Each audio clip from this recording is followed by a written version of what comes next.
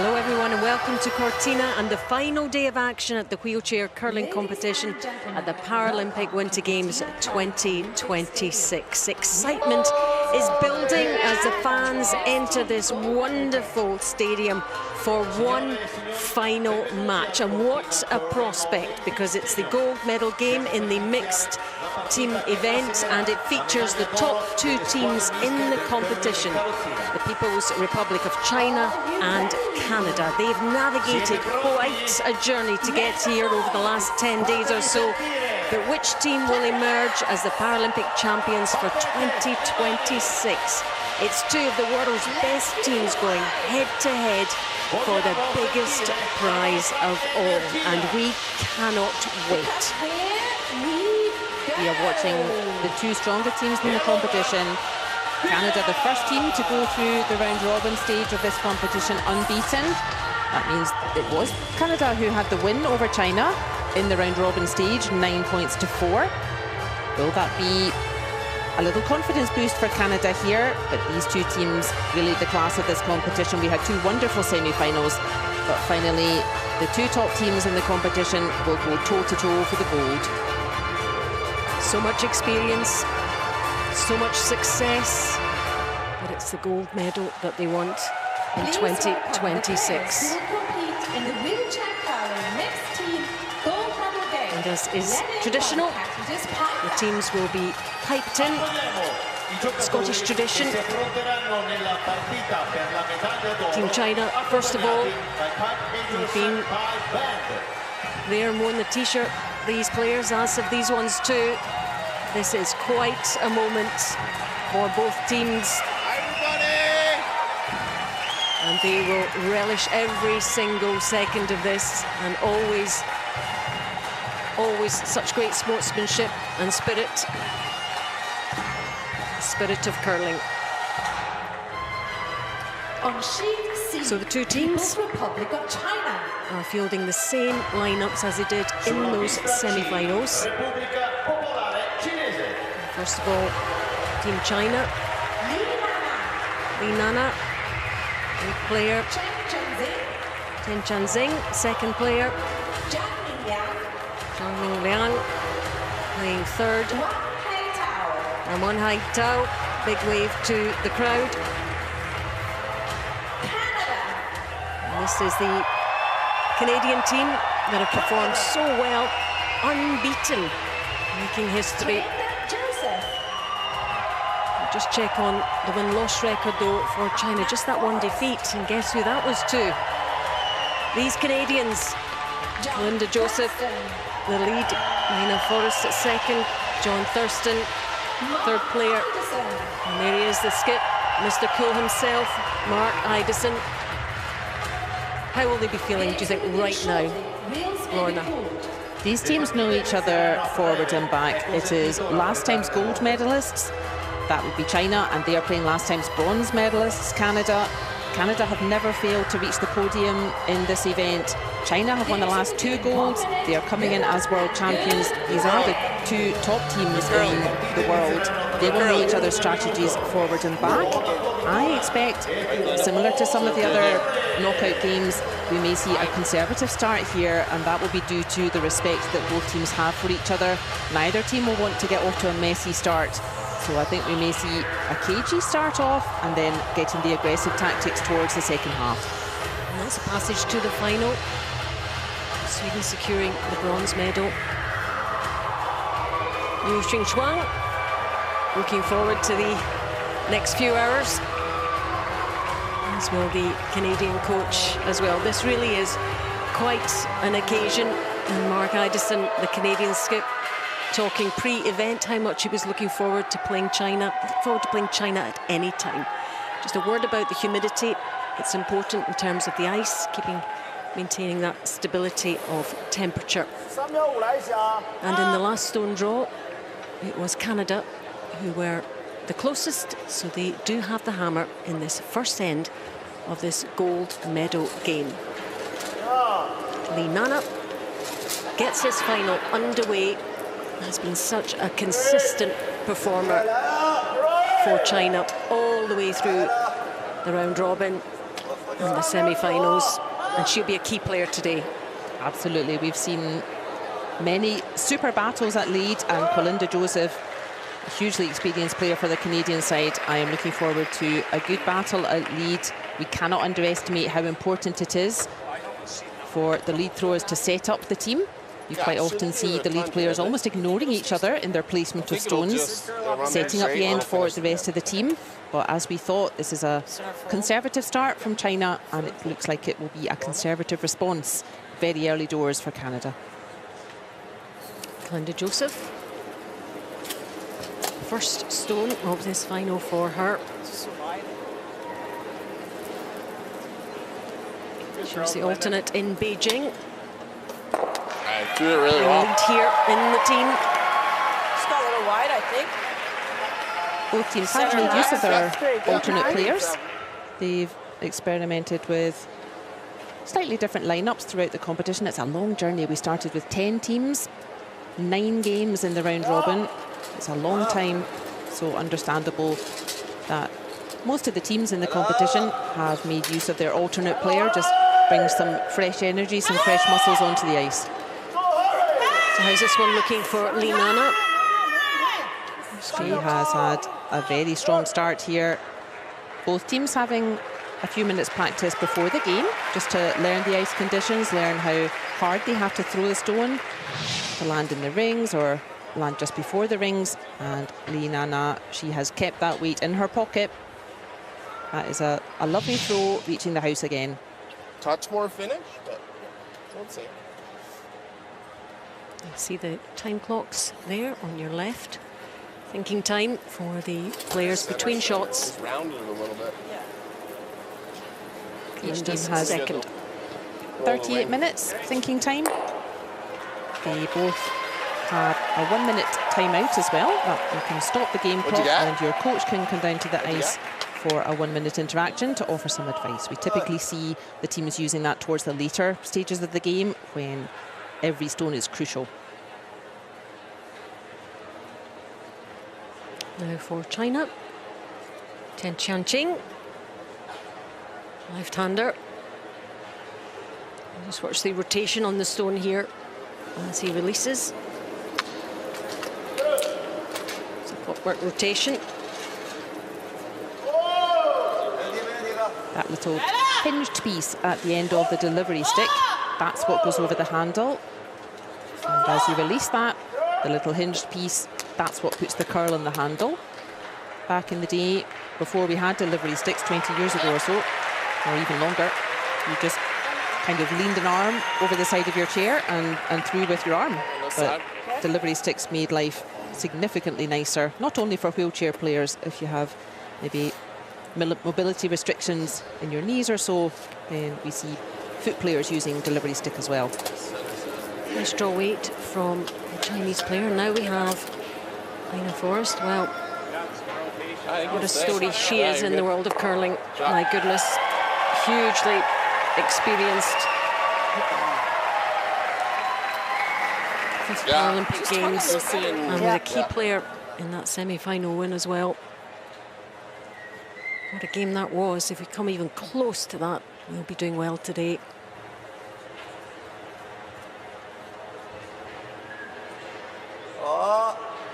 If scores are tied at the end of 8 ends, and I think there is a decent chance they could be, we will play an extra end to decide the winner. Good draw weight in his first stone.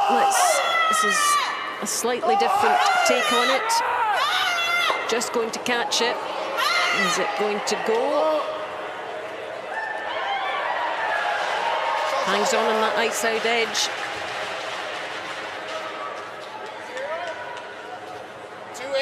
Not too bothered about that. Well, that is the first loose shot we've seen this game. And importantly, is the fact that Canada have last stone here. Doesn't matter so much if Canada would hit and roll out or make a mistake, a small mistake, but importantly here is Canada now have a chance to put a second yellow into play, and then all of a sudden China without last stone, they will be looking at 2 Canadian counters. And this sort of strategy here This is what we sometimes call a junior 2. This is by far the easiest way of making 2 points, is put stones in the house, cross your fingers, your opposition will have a miss, put a second stone in. And at this level, you won't see people relying on that strategy very much, because you won't get many misses at this level, but it does happen. And Einar Forrest, this needs to keep going. This needs to find the rings. Well, lucky you, China. Still only facing the one Canadian shot. Just not enough on that for Einar Forrest. It's an opportunity missed.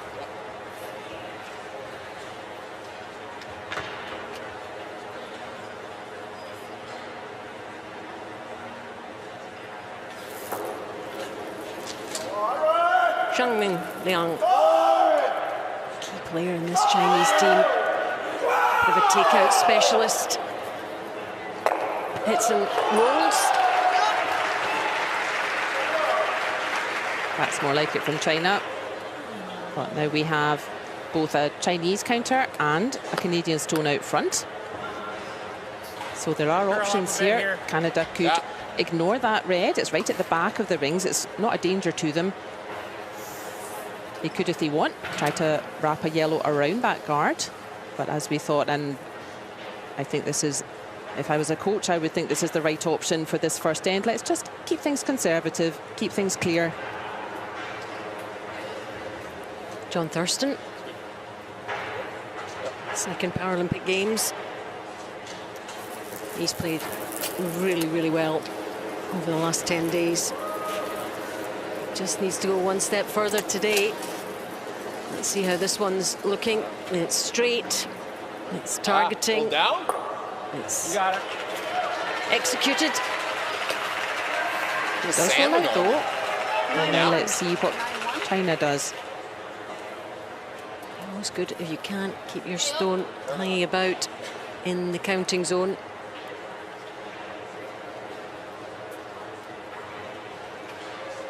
This is maximum defensive strategy here from Canada. The other possibility was for Canada to wrap a stone round that yellow.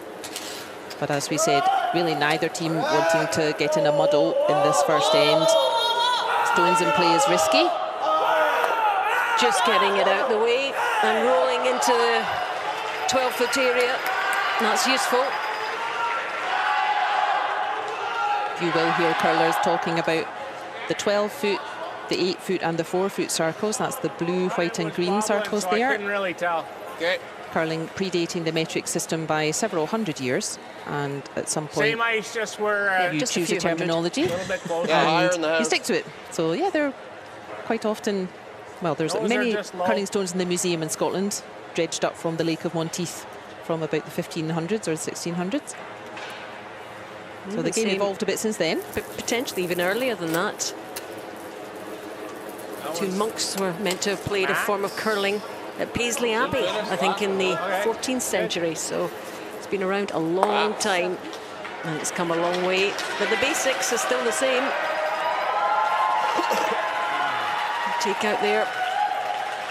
Slight, Just two different fields in that. Those are ox, but I'll get them. but 100% happy.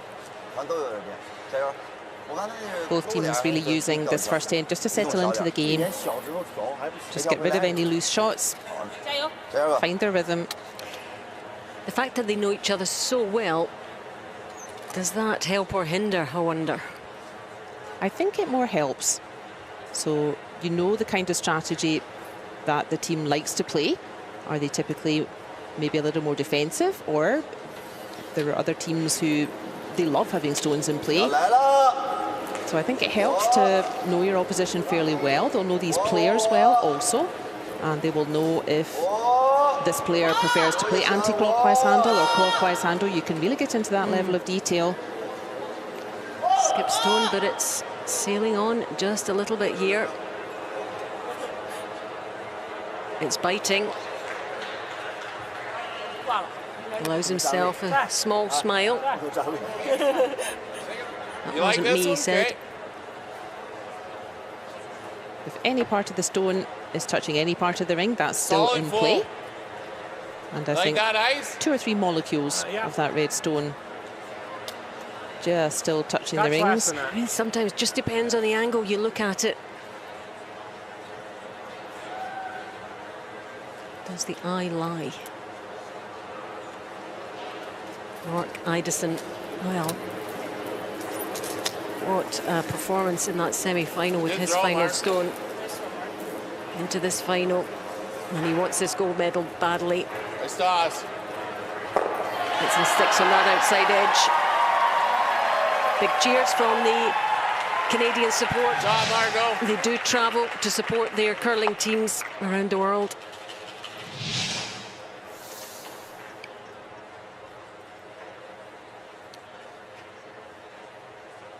Not a lot of stones in play for sure, just the one. And Long Tao has his eye on this, encouraging it with the yells, as they always do. Hits and rolls out. I think we know the way this one's going. If you've watched curling before, you maybe know what could be coming up here.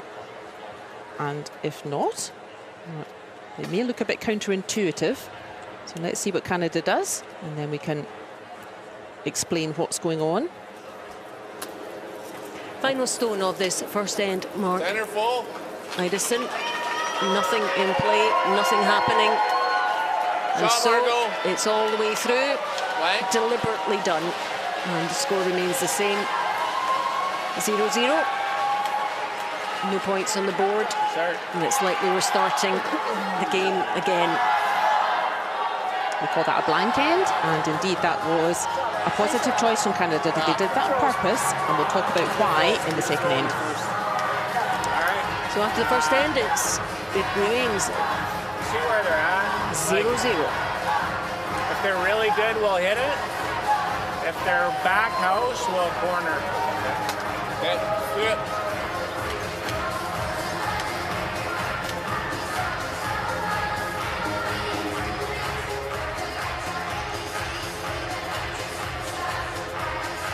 And you will hear a little bit more razzmatazz between ends, as there is only one game going on in the stadium. You're not disturbing other sheets in other countries. One game, so just getting the crowd going between ends. After the first, it's China 0, Canada 0.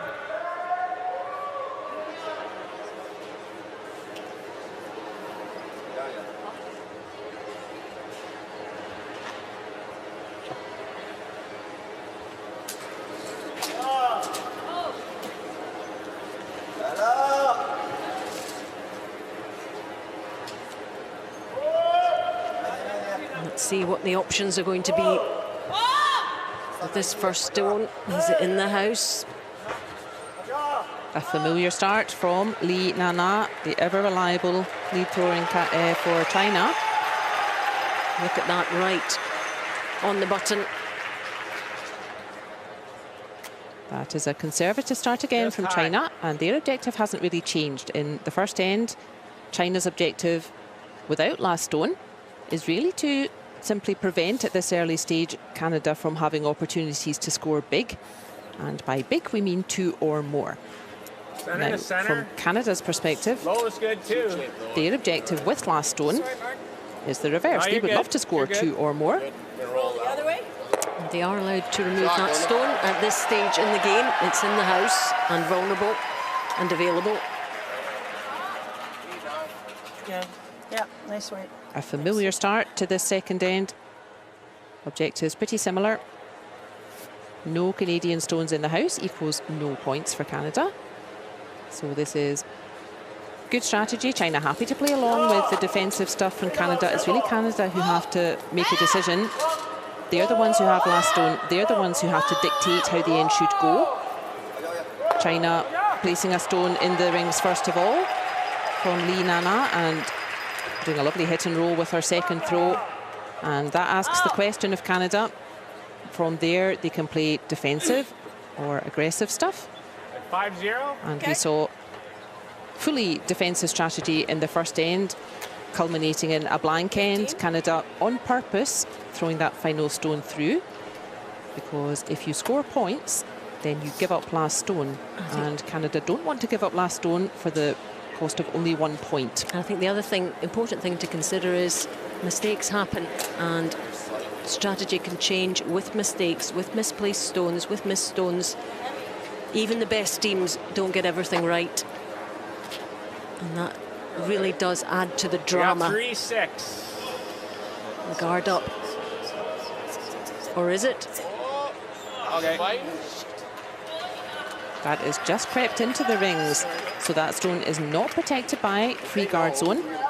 The free guard zone is all the area ahead of the hog line, the thick green line that the stone has to cross to be in play, but not including the rings. Any stone touching the rings is counted as inside the rings, and that stone then from Colin de Joseph not protected by free guard zone after all. So Chen Qing, guess what he's about to do? Where's his going to finish? It is still in play, but not in the rings. That stone is still part of the game.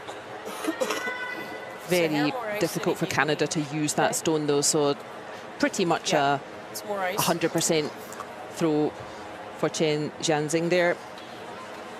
That red towards the side of the sheet, there's a good view. No point hiding a stone behind that. You would not be in the rings yourself. The focus of Ina Forrest of Canada. Good throw. Even in that semi-final, when they were trailing, Canada did not panic, and that's something that Ina has said she's learned how to do, how to park when things don't work out and just move on. That's 5 Paralympic experiences for you. That helps with that. Compared to my coming this direction. You need to just take it stone by stone. A game like this, at the end of a marvellous competition, both teams will be in sparkling form. You won't get many misses out of either team. It will really come down to a couple of loose shots, a couple of half shots here and there, and whoever can take advantage of that best. And that is good advice from Ina Forrest. Just take it stone by stone. Be ready to switch it up if and when you can get a mistake from the opposition. And that's exactly what happened in that semi-final. This is a whole new game, though, against the best team in the world. They're shouting, they're encouraging it, they're roaring. Is it going to make it? There's a shot that if I could have dropped a couple of sweepers onto the ice, I know we could have swept that stone in behind that guard into the rings. But in wheelchair curling, the first thing you notice is that there is no sweeping here, and no sweepers equals a higher degree of difficulty for shots for wheelchair players. Mark Hydson has the broom there, right beside that red stone. That's the aim for Ina Forrest. That's the actual aim initially, not necessarily where it finishes. This is looking pretty straight down that line. Hudson sticks on the edge of that green, that 4-foot area. Big cheer from the crowd.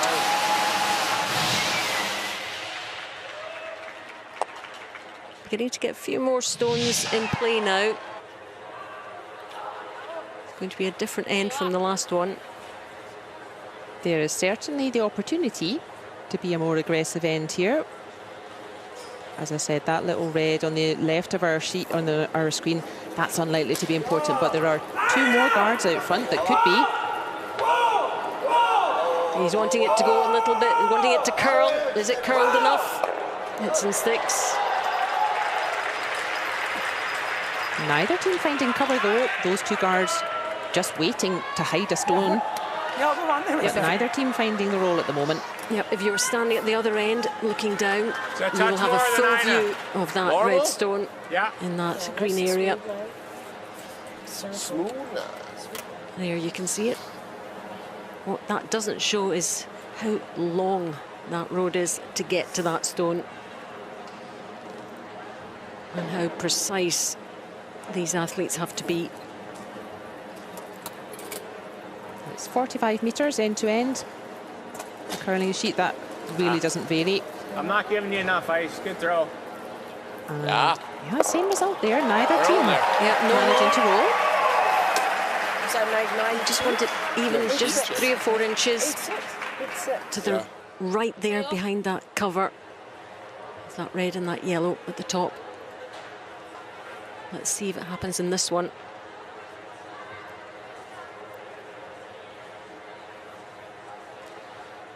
And we know he can perform these shots. Zhang Liang. He's looking. Does he like it? It's curling. And he gets the roll in behind cover. That's what they were after. Excellent shot from Zhang Liang. China now really asking the question of Canada. An early chance You for ever like China running the yellow? to put Yeah, some I pressure on do. Canada here in the second end. China, they don't need to score here. They don't need points at this early Right on the stage. nose. But that lovely throw from Zhang Liang, that allows them to put pressure on Canada. Tip it in if you get a little high. But should still Well, go wait. back. What are you feeling? 8? Okay. Right on the nose. Yeah. I think even just that hair low, I think. Hair low. All the action on this side of the sheet at the moment.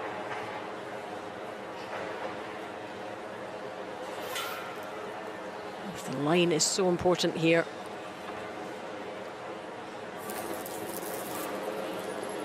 John Thurston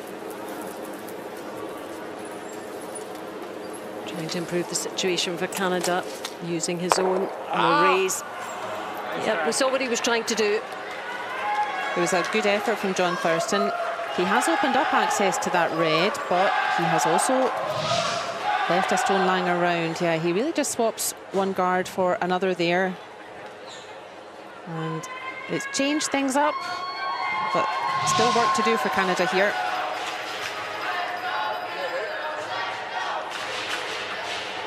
As we move on to the skip stones, Canada with the hammer, they have last stone.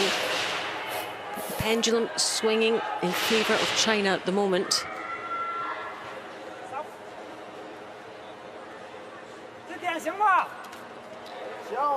So they swap positions. Zhang Liang at the other end with the guide.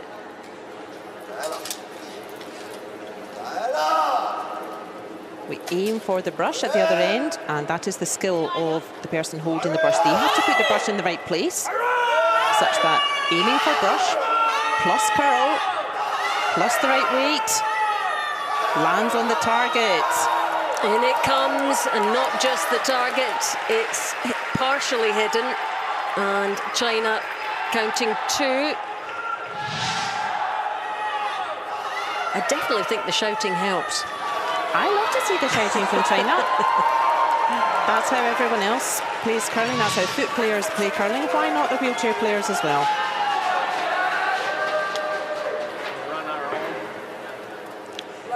China really asking the question of Canada in this second end. Run it into the back one and open that. See you not ice? Probably a touch more. Yeah. If we go by it, we get the one in the ring. Okay. Right? You want more than that, or you like that? Yeah, you do like it? Yeah. There is a plan B here. 875? Okay.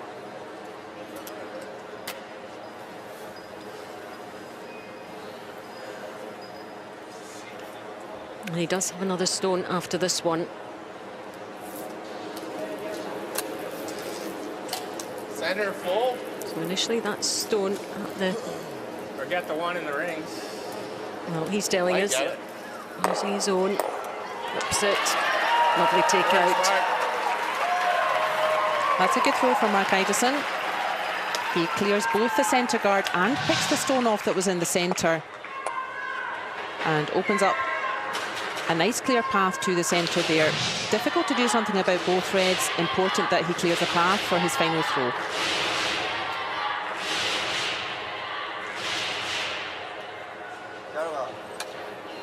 But China have a big chance here to meet their objectives for this second end. Their objective, remember, prevent Canada scoring big. And by putting a second red in here, they don't expect these reds to score points, but what that will do is it will force a response from Canada. They don't want to let Canada choose a blank end again, so to score 0 again on purpose. And that's what China can do here by putting a second red into play again. They can really force the issue. They can force Canada to take 1 point and give up that all-important last stone advantage for the cost of only 1 point on the board. And Wang Haitao was pretty good with his first draw, getting it into the rings and counting. So let's see where this one finishes. Got a clear pathway in thanks to Mark Idison. It is curling. And it is just beyond the tee line. Those are going to be difficult to get. Certainly one maybe, if Idison makes that decision. This is fine though from China. Wang Haitao just getting a second red into play, really just forcing the issue with Canada. Like that? Yeah. And we can see from the brush position there, the brush further away from the stones. 12.75 in that one. Okay, 13. The slower the stone's going, the more it will curl, and that tells us that Canada just more or less playing the same kind of shot they've just seen from China. Yep, they're not taking any chances here. This is the best decision to secure that single point. Sometimes you just have to accept that your plans don't quite go Like it, center to solid. perfectly. The other team plays well, and sometimes you just have to take your medicine, and you can only score 1 point. This is the final stone of the second end in this gold medal game from the Canadian skip. Try, Mark, go. This is the Mark stop. Idison. Big cheers, big whoops in the Canadian team. He wasn't completely chuffed about that, but it's in there and it's counting. Just the one though. What's that? No. And I early in this gold medal game, it's now China 0, Canada 1. 12.78. All right. 15. Short.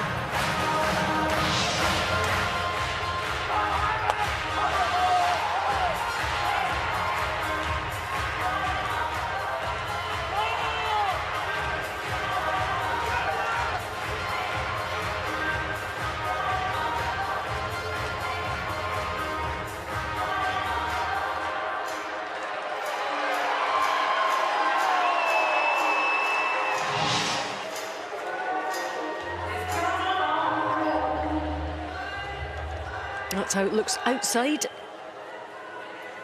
Town of Cortina and Betso. But inside, What you wait? this is where all the drama is happening. I like it. 5-0.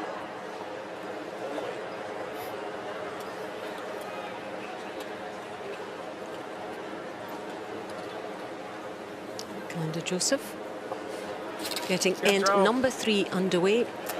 I was listening to her pre-shot routine, and she has 2 markers on her stick, whether it's a draw or whether it's really a good. takeout, and she puts her hand in the appropriate place. 5-1. And waits for the guidance, following the guidance from the skip, which was interesting. I wondered what At those 15-1. markers were. Scary. We learn a little bit each day about how each individual player approaches their shots.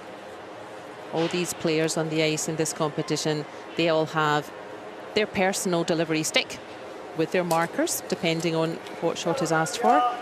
But if you wanted to try curling, if you're a wheelchair user or you have a friend or a colleague who's a wheelchair user, curling is super inclusive. You don't need a personalised stick. The sticks are adjustable as well, but you don't need your own stick. The Curling Club has delivery sticks that you can use, and you don't need any adjustment to your regular day-to-day chair. You can go along and try curling immediately.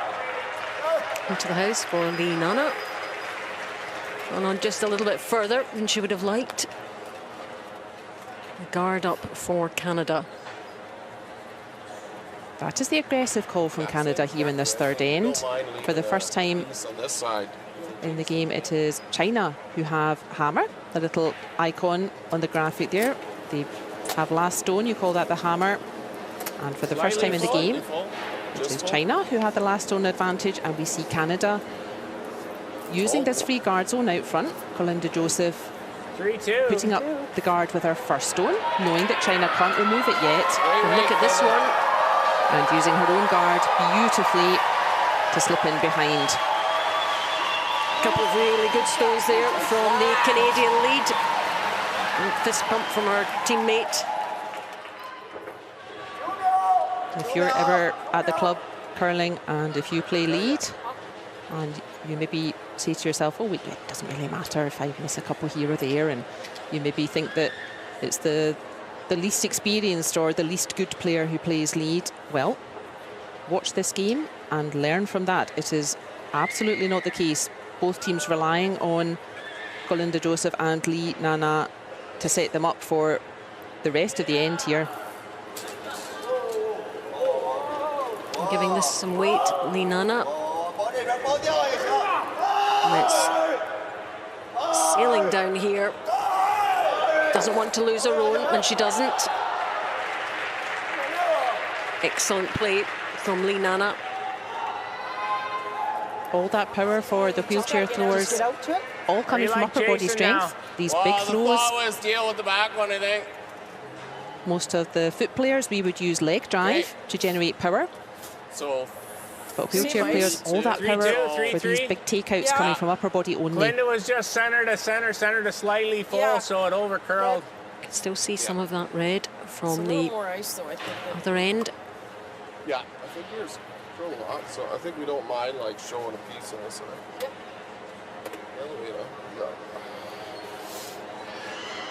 Canada choosing the aggressive tactic here in the third end. They would be pleased, very happy with Mark Ideson's final throw there, really covering the pin.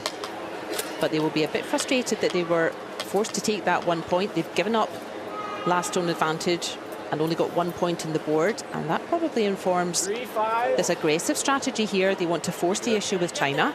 And in comes this stone onto that centre line, almost directly behind the other Canadian guard. That's an excellent shot there from Ina Forrest. APL, what are we doing? Big smiles. I know, they're scary.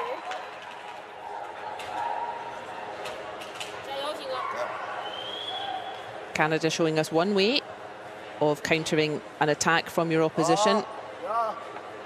We saw in the first couple of ends a quite defensive approach, conservative stuff, removing stones from play. And the other way to counter your opposition is to attack better than them. And that's what we've seen here from Canada, is try to force the issue, put stones in play.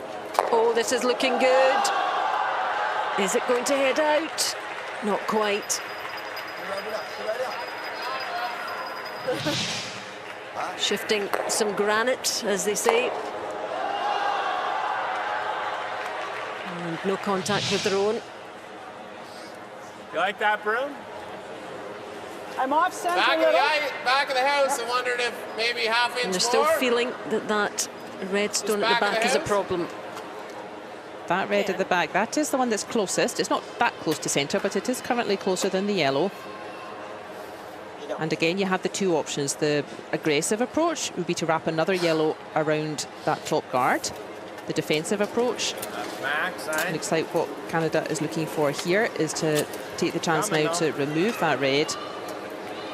Good throw on. That's what they plan on doing. Past that top guard. Hits some sticks for two for Canada.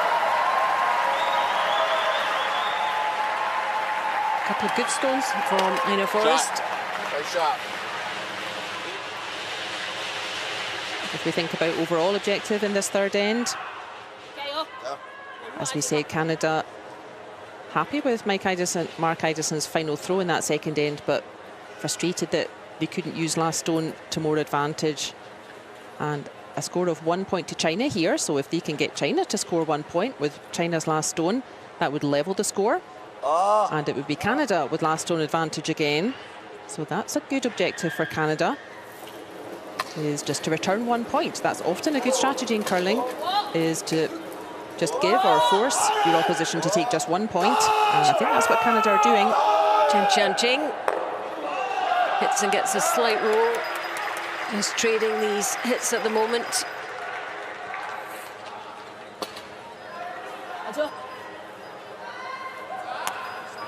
First end.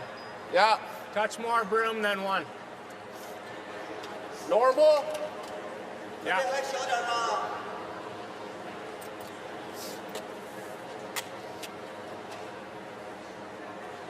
This is really where the expression chess on ice comes from, is you're always thinking a few moves ahead. If we remove this stone, then what would China play?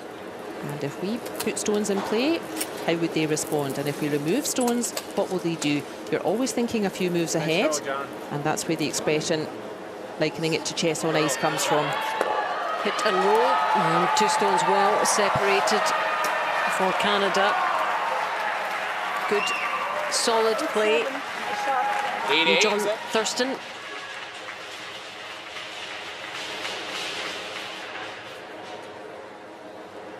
China have the choice again to play an aggressive call here or a defensive call.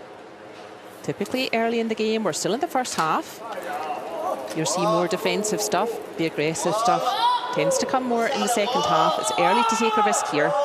Zhang Liang hits and rolls out.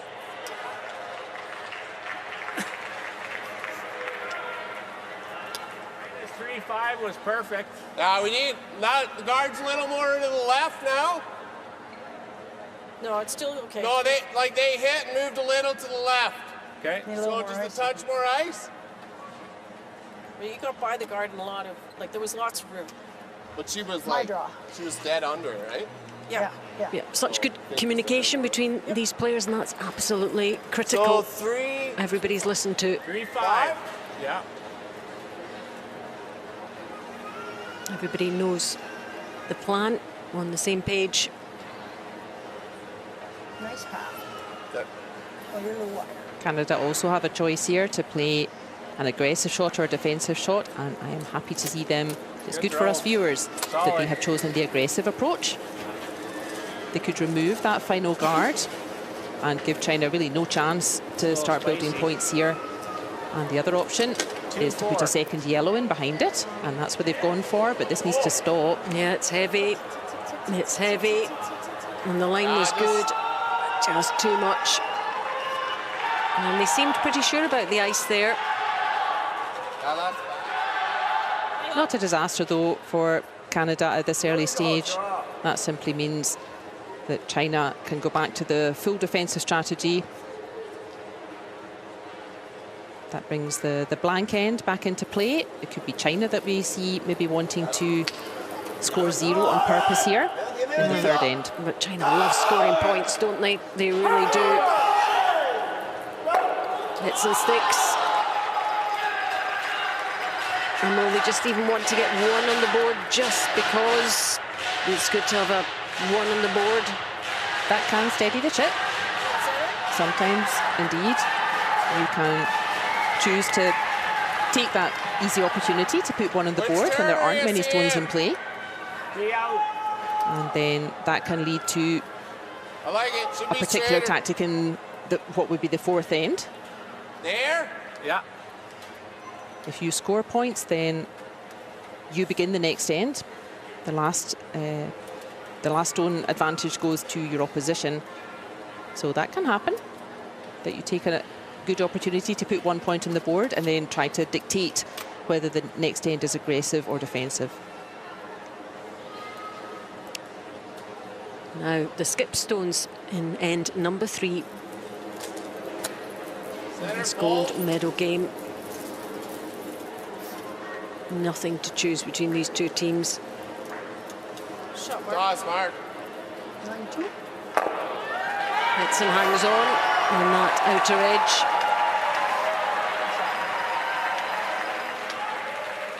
Always very measured in his approach, the Canadian skip. Wang Haitao heads to the other end to throw his first stone.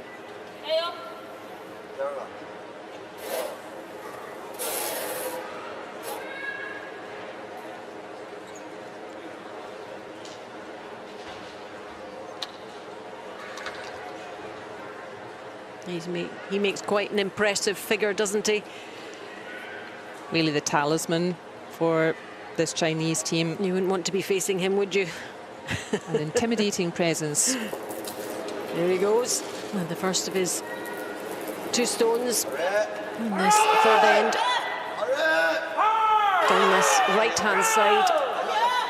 Looking just to get rid of it first of all, but sticks in the similar position.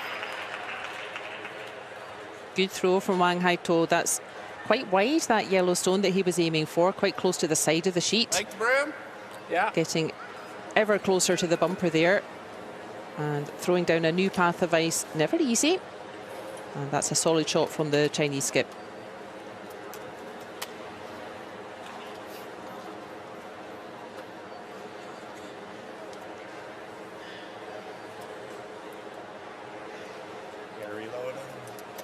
Do you need it back? Yeah. Good Just reset. needs to readjust here. Before starting his own pre-shot routine. There's the broom placement beside that red Chinese stone. And he's eyeing that up. Center solid. Same again, please, for Mark Idison. He doesn't want to lose his own. Nice shot. Hits and rolls in towards the centre line. Crowd enjoying that one. And that does mean objectives met for the most part for Canada. Their first objective in this third end. They don't have last stone for the first time in the game, and their first objective is to make sure that China can't score big. And they have done that. China would only be able to score 1 point maximum. And let's see if that's what they want to do, or whether they prefer to score 0 and try again in the fourth end.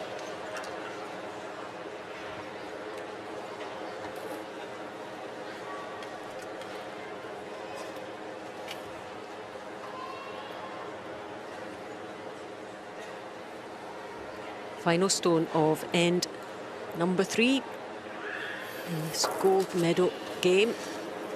A little wobbly on delivery there. As it settled. He needs to get around the guards. What's the outcome here? Hits and sticks, so they are taking 1. Or they've had to take 1. They have 1 on the scoreboard. And it's levelled things up. He is smiling. And the danger was that guard. He was pretty close to that guard, actually. Lots of power from Wang Haitong. And after 3 ends played now, it's China 1, Canada 1. 稍微掉点线。这是那个不绝大了，最后不也给我拿这边了吗？就靠第2个，这个，我看你把两个直接进行的，挺好，挺好，跟的挺好，挺好。每个人。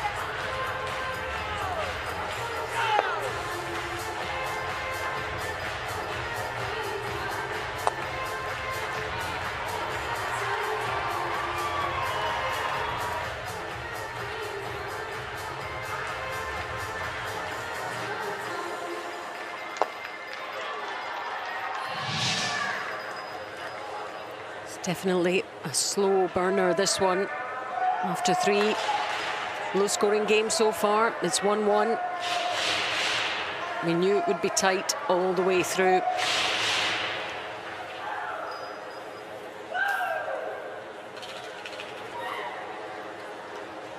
And number 4, we might see things beginning to move a little bit in this end. Lorna, what do you think? We are just approaching the halfway. We play 8 ends, so after the 4th end, we will have a half-time break.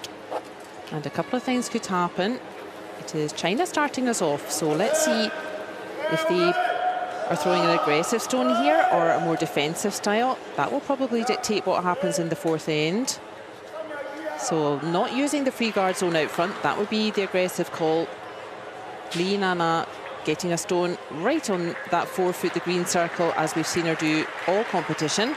And now it's up to Canada whether they follow that defensive lead or whether they themselves want to use the free guard zone and try to keep some stones in play.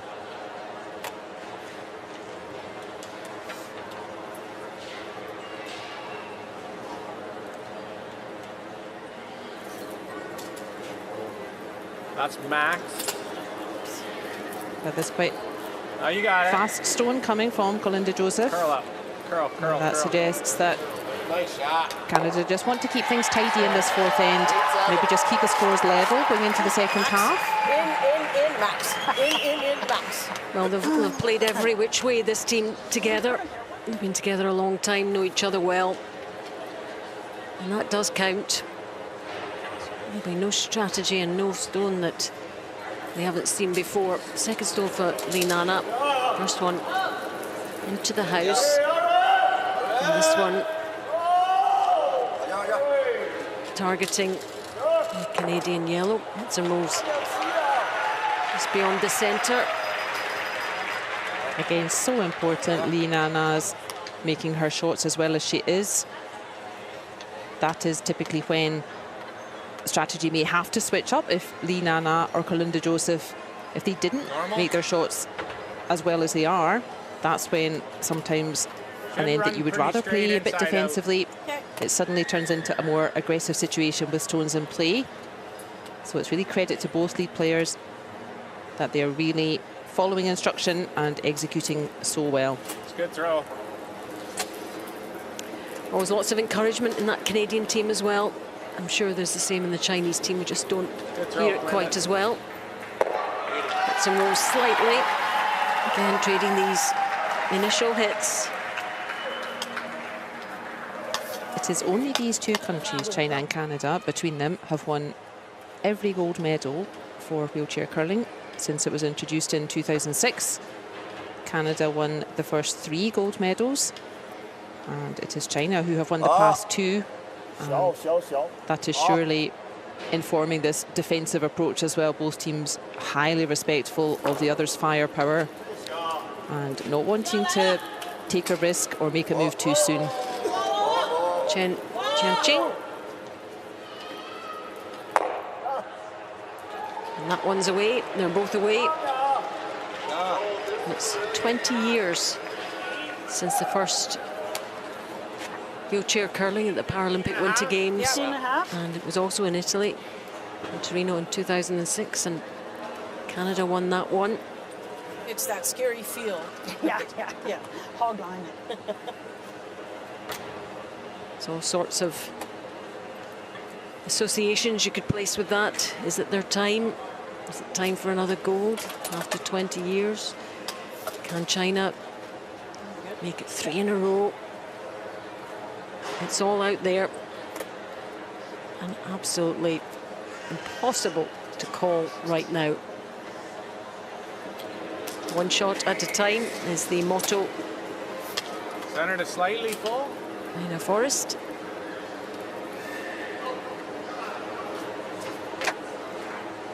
It's good, Ian. With a delicate weight here, but going to be a bit of a long guard. I'm not sure they wanted a guard in that situation, actually. I think that's a little bit over-aggressive, just given how they started this end. So a defensive start to the end, just removing stones from play. And I think that's come up a little bit further away from the house than they wanted, Canada. We see China pushing the brush straight down and telling us that they want to put a stone in behind that guard, just played by Canada. Again, China, they don't need to get any points in this the fourth end. What they want to do is pressure Canada, and this is one way of doing it, is use Canada's guard. It just came up a little bit short for Canada, and this can put some pressure on them in the fourth end. Well, this one's looking good for China from Chen Ching. Is it going to make it into the rings? I don't think so. Despite that vocal encouragement. Thinking 3-0. Yeah, I don't know that I would go by that time. Third down. Because his 375. I had you here for your corner, but we got to get around this red one now. It's a little wider. That enough? That is a dangerous red for Canada. I think so. You feel like you could open's just fine too. blow that red and it would be in the house. So they need to be a little bit careful going anywhere near it.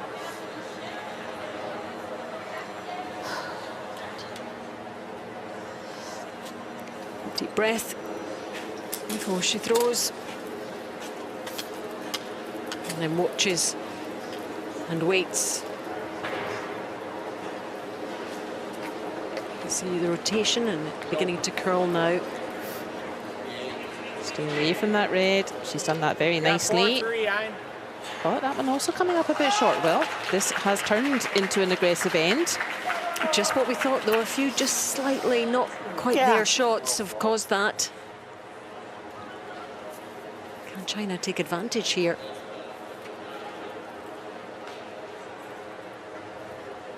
Still fairly early days. We're just approaching the halfway. China, their objective, the same as it was when Canada started with last stone advantage. China want to prevent Canada scoring, and one way of doing that is to get to scoring position first, and this looks more fruitful. Yep, they're shouting and screaming yet again. It's into the house, it's coming down just past the tee line, and it is in counting position and has protection. Really good stone from China. Zhang Mingliang, he's smiling. He does an excellent job of 3-0, setting it up for Wang Haitao. He makes Wang Haitao look very good. Yeah, Wang Haitao tends to get all the glory. 12-8.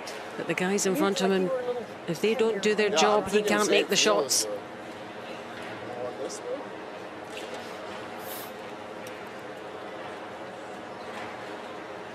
It's a particular person that is comfortable throwing those last stones. The fourth thrower throwing stones 7 and 8 is not for everyone. In fact, it's not for most people, because there is such pressure on stones 7 and 8.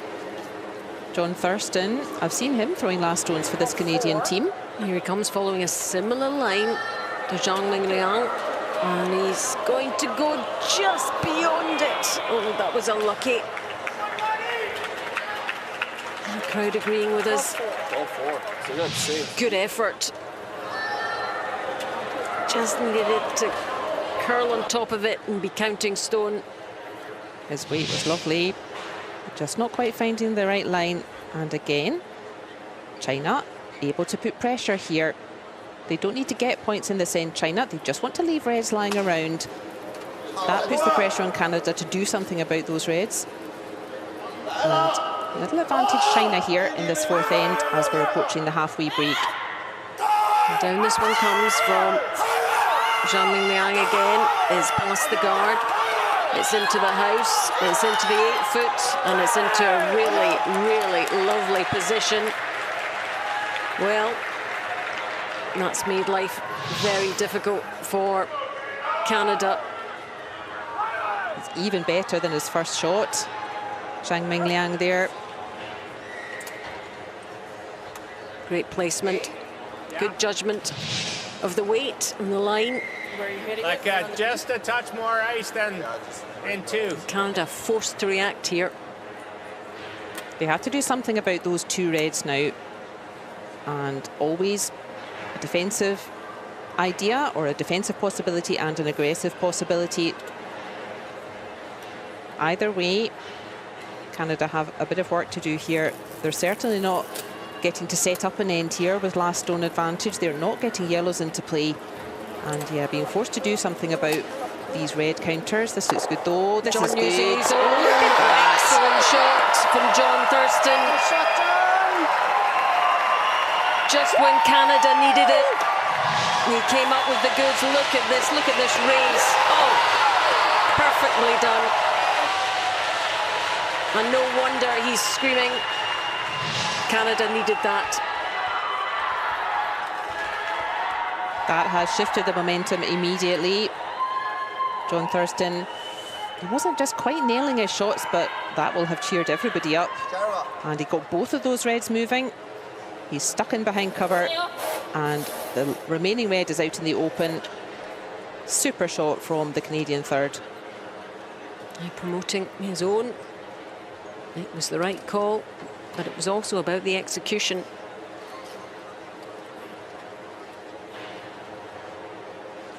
That really sent a buzz through the crowd. You can hear the crowd really starting to anticipate some spectacular shots coming now. But the end not over by any means. We have the skip stones now in this gold medal game, and I'm sure there'll be more fireworks before this end is over. Here it comes. Draw weight from Wang Haitao. It's into the scoring area. Is it going to count? Oh. It doesn't quite reach that yellow, but I would call that a pretty nice insurance shot from Wang Haitao. Bit of backup, isn't it? It certainly takes a huge score out of play. Yeah, if we know That yellow that's just hanging on towards the back of the sheet, the bottom of our screen. Do you like the intern? That won't count anymore. I like the... We saw it with Palinda. Yeah, I like it. Yeah, you know, Canada currently counting one. I think The last a hair stone. roll either way makes us a little deeper. I think it's makes his hit and roll for shot out. Not there, I think. Did you Seeing that for ice? Yeah. Less? More? No, that's good. Okay.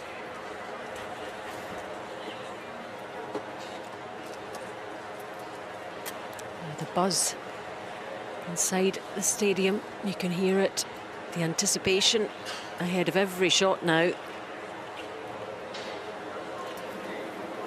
Away it goes. First of Mark Ideson's stones. Looking pretty straight down the middle here. He wanted a bit of a roll, but that's decent enough. Important is that Canada is now lying 2 yellows. Just getting it on the beak. Canada lying 2 yellows. Certainly not possible for China to remove both of them. So Canada, from a defensive start to this end, we just had a couple of stones coming short, turned the tactics more aggressive, and Canada in a nice position here to maybe score 2. What can China do here then to stop that? Well, first things first, you need to remove that second yellow. And ideally, we would just like to roll a little bit to the left as we see it. Here he goes then. Wang Haitao. Powerful, powerful throw here down this centre line. Here it goes. Oh, and it's away. That has over curled. It was a miss and a half. What do you think we're doing? Does allow Canada. Counting one, as you can see, that yellow stone there. You were 2-8 in a little more, like. And Canada really got themselves out of a bit of a position in this end. It was actually that throw from John Thurston that did that. They were in a right pickle.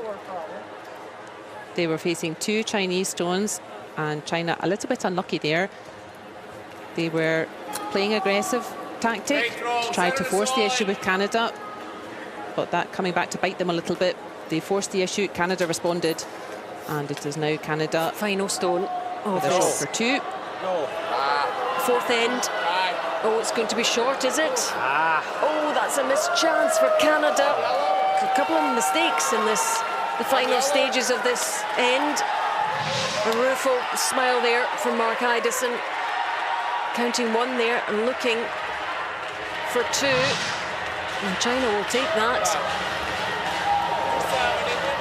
Well, who would have thought that? It does happen though. And they're into the break, the 2 teams, and after 4, it's China 1, Canada 2. Just closing up a bit, eh? Like, Yeah, on that side of center. I think everywhere your stuff didn't carry very well over here either. Well, I felt like I threw a lot less on my 15, and then getting across center to see it come back was. I'm not seeing weight on them. Like I said, I'm going to throw the same field. Great first half. Where we want to be, you got to lead at the break. There is the story of Canada's first half. Some fairly solid throwing there. Remember, these percentages, they don't take into account that the wheelchair players don't have sweepers, using upper body strength, a static throw. So that's some pretty nice throwing from Canada. And also John Thurston was only at 56%, and yet he probably had the key shot of the end. This is why we don't back house versus top house is really, take statistics as gospel. How much curl you're getting. It helps guide us to what's going well and what can be improved. They're not curling as much as they would if they were in like 9.5. That's what the coach will be chatting about right now. They're doing an amazing job. I'm just passing on our hit weights have been a little higher than typical, and that's helping explain why our rocks aren't curling as much.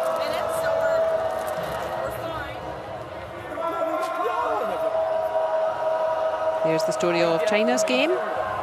Also some very strong throwing there, particularly for Li Nana. She is really setting up her team very, very nicely in these ends. They'll be looking to her to keep doing that. Well, there were some key highlights in the first part of this gold medal game.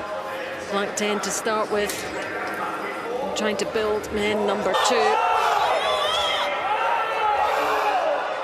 China rolling 1 in and counting 2.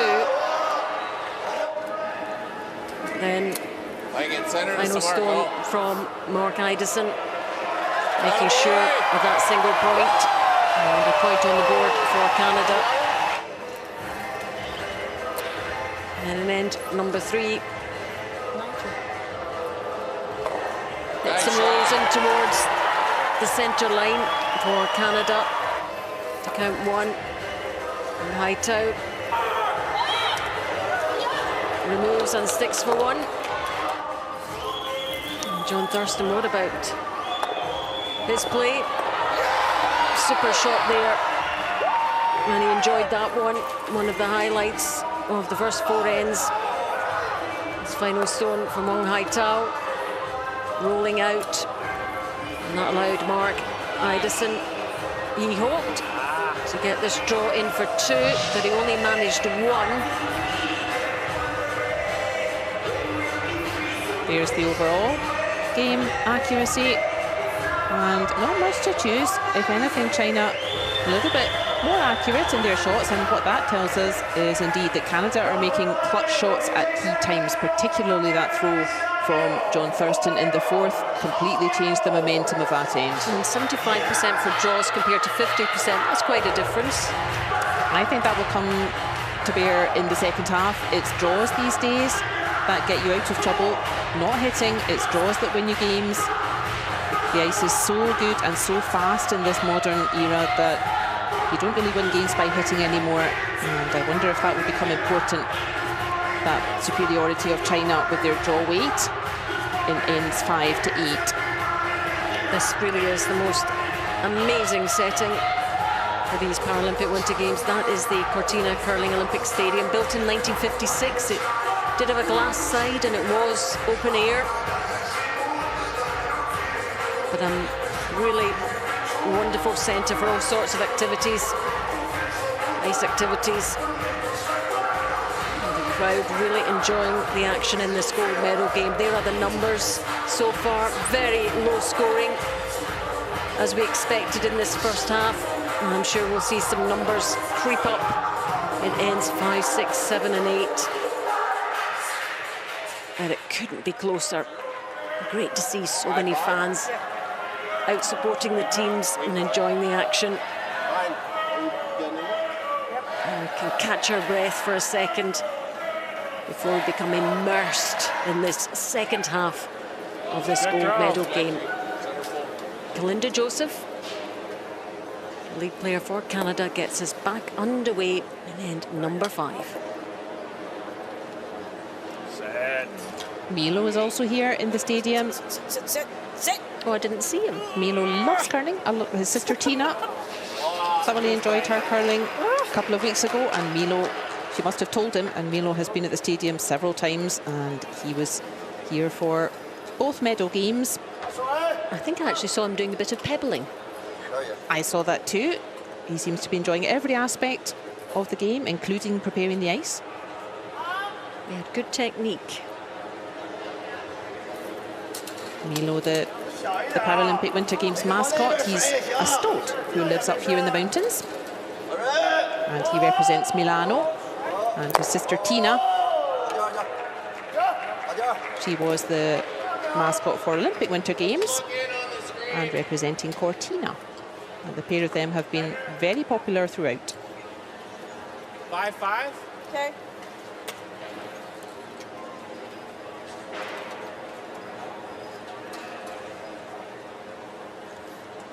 So that red Chinese stone, not counting, just a couple of centimetres outside the 12-foot blue area. Protected by free guard zone, and that's important.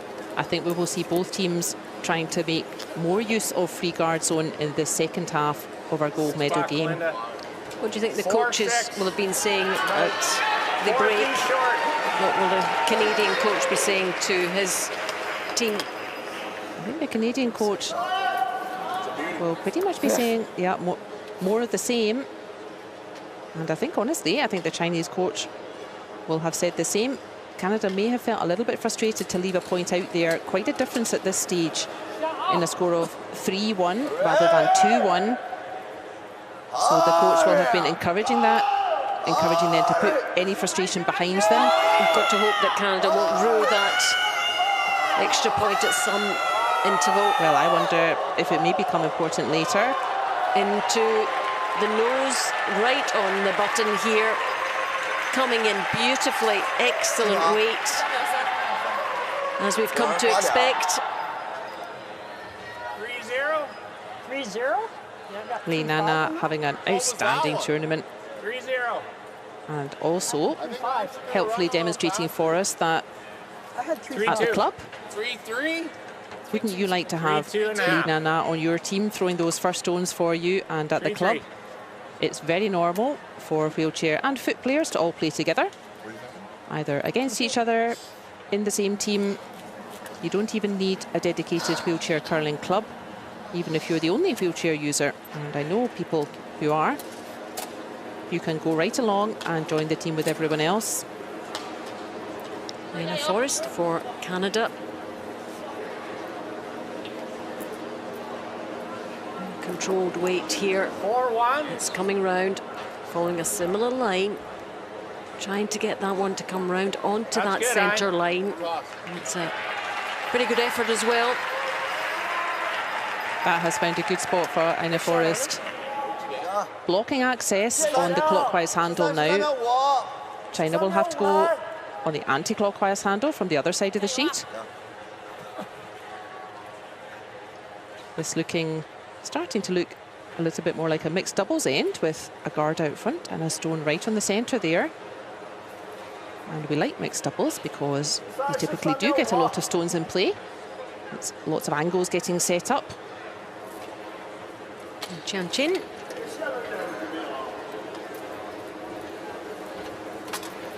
Down the other side of the ice.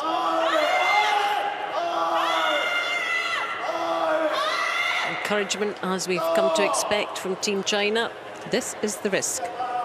When opposition, Canada, without last stone, they put a guard on the centre.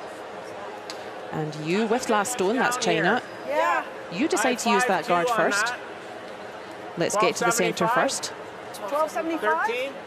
There is a risk to that, and you can see what happens is that Like top 4. if you don't get it right, you can end up kind of blocking yourself in with only 1 point. And we've said that the ideal when you have last stone, you don't really want to have to give up last stone advantage for only 1 point. You can kind of score 1 point whenever you want with your one last stone. But that is the risk. If you chase to the centre before your opposition can just follow you in and really cut down that scoring area so that you can't make more than one. Just slow on that Ina's side, eh? really aimed wide there. Sidling up on that Line would have been centre good if it just had line. more weight on it. That's fine, no. If you're Canada, then again, a score of -1 here, so a score of 1 to China. That suits Canada very nicely. And at the moment, hard to get a second point. It's getting very blocked and cluttered out front there. And we can see China having to take almost some of the carpet to aim for. Especially down that side. So they're almost off the ice, aren't they? Needing to borrow some more ice. Chen Jianqing. I've learned a little bit from his first stone.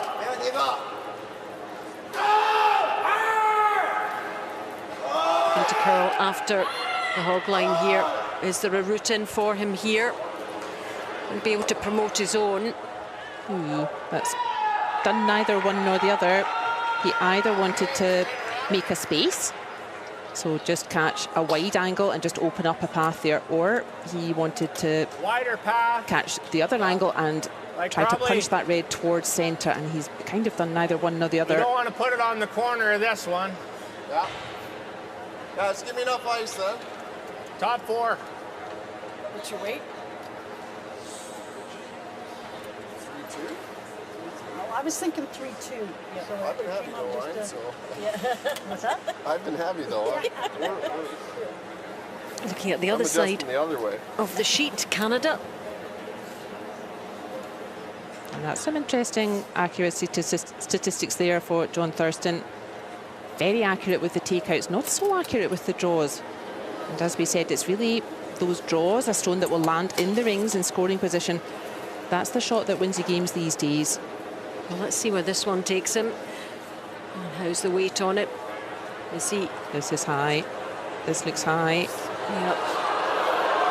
And a big groan from the crowd as that one sails all the way 2-4. through. Every time. Again, Yeah, I got 12-1. always so close. The margins are tiny.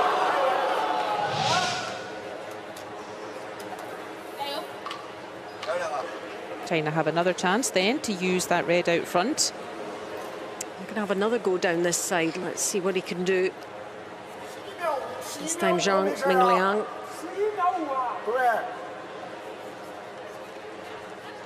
China have last stone. They have one in counting. Can they get another one in here?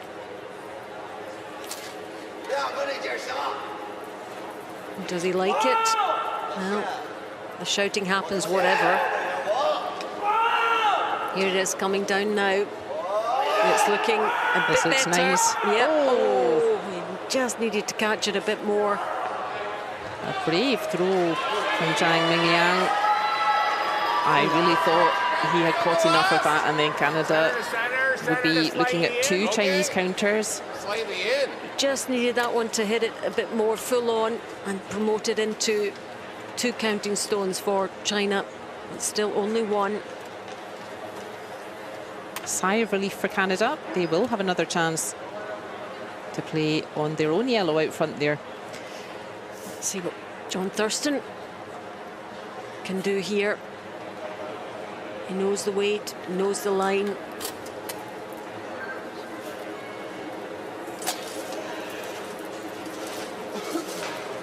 Definitely a bit less weight on this one. It's heavy right there. But it's curling. Ice is probably close. He's overcorrected a little bit, but that's, again, found a decent spot. Remember, for the overall objective here, 1 Chinese point, that's fine if you're Canada. That just levels the score. You get last stone advantage back again. So actually just blocking access to the scoring area, Remember, that's okay. and remember, they do have that yellow in there, counting second stone. And it's stuck there for most of the end. China concentrating down the other side. This time, similar shot.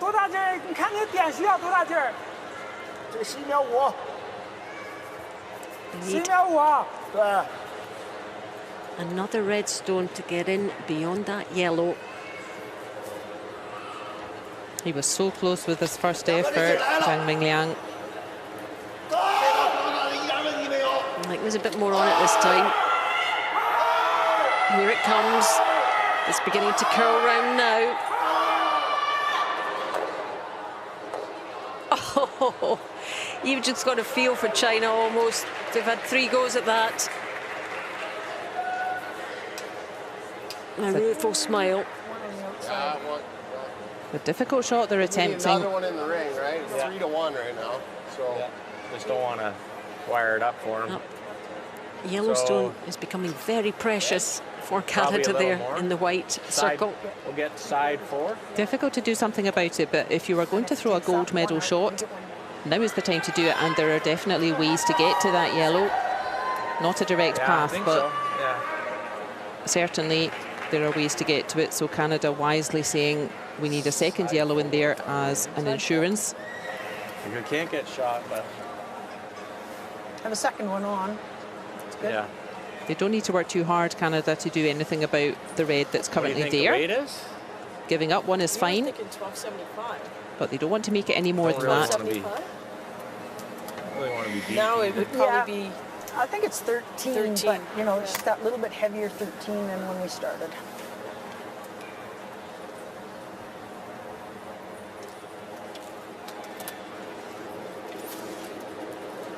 center max. Similar story for Mark Idison, very strong with the takeouts. Coming down this right-hand side, That's similar heavy, pathway to John Thurston. Yeah. Getting this guard up to block any pathway in, and that's good play from the skip. 3-9. That stone, better too short than too long. Too long doesn't help at all, but there is still a way to get to that yellow.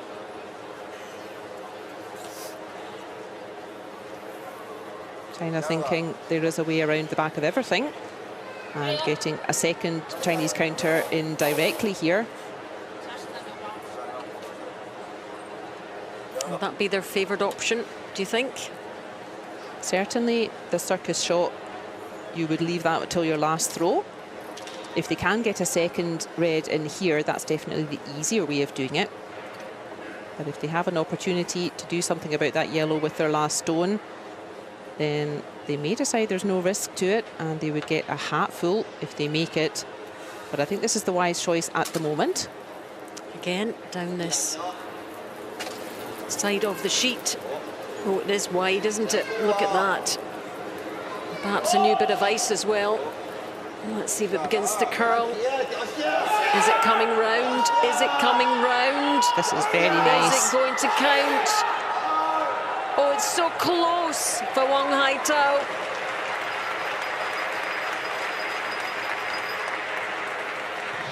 And that was a brave, brave draw from him.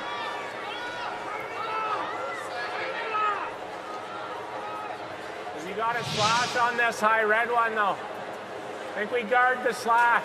But the slash is easier on the other one, isn't it? Which one? The one on the left. That's all he needs to do. Important decision here for Canada. They can't guard everything. Yeah. I think we got to play with the intern. Okay. Time and time again, I've seen Mark Idison produce shots that you think are out of nowhere. We got to be just like on the eye. Yeah. It's bad. That yellow Edge is of butt? looking vulnerable, Yeah. even though it's What do you surrounded. think for weight here? Less? Well, I think it's 15, right? This one curled, right? Canada will be asking themselves, Yeah. with China's last stone Like here, that? A little less. what would they be going for? And certainly with all those reds Well, I'm lying just around, thinking that once it starts getting you off absolutely center, would it might take a be run heavy. at that little red they've been yeah. trying to use on the right-hand side. Got it? Pop that straight back onto the yellow at an angle, and you would be looking at 5, and definitely that would be a great idea for China. So that affects what Mark Idison does here, knowing that China will do that.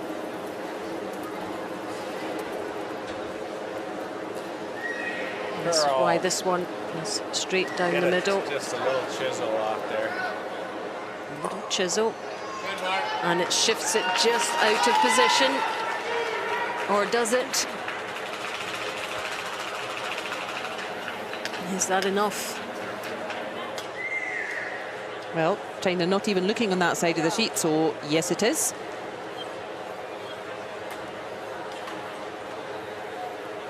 He's just played this stone as well, Wang Haito, so he'll just make a small correction. Oh, you make it sound easy.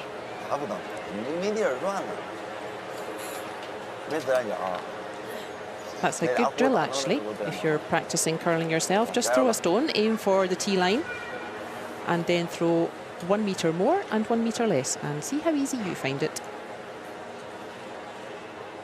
That's by far the most effective drill to just get some work done quickly. Final stone of this fifth end.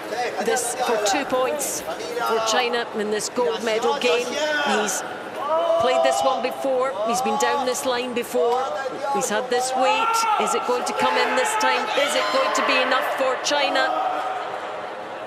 And it's not. It's not. It was such a good effort. And what a let-off, really, for Canada. China threw everything at that to try and get more than one. But it wasn't to be. That yellow stone at the top of the 8-foot did the job. There's only one. China held to 1, and after 5, China 2, Canada 2.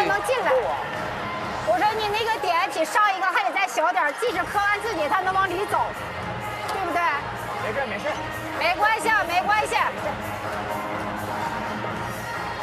你这局还是扣快积分，下局咱再拿也行。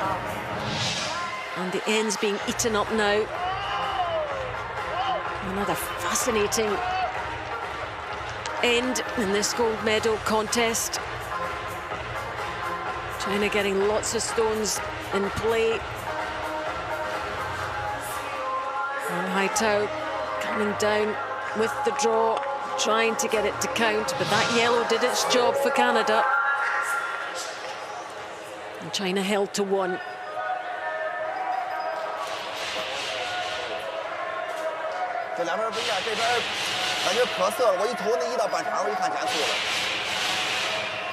This is a titanic battle between these two powerhouses in wheelchair curling. There's the numbers, very low scoring. Neither side giving too much away. And it's 2-2 in end number 6.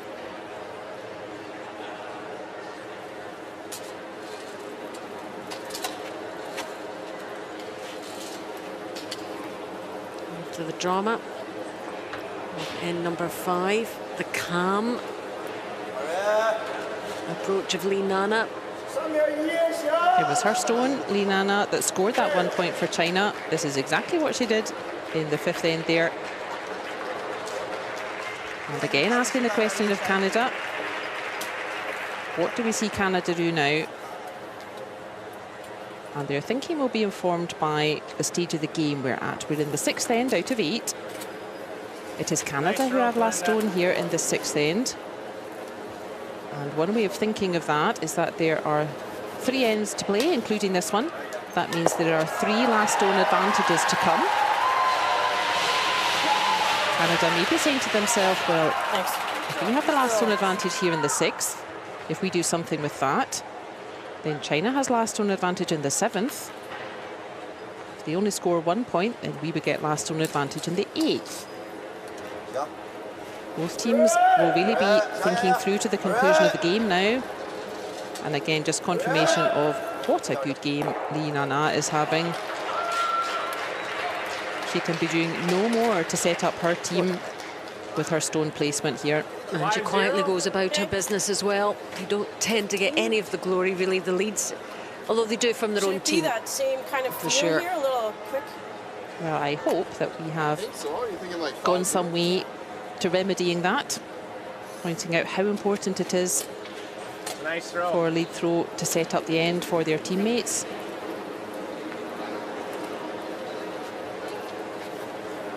And to Joseph.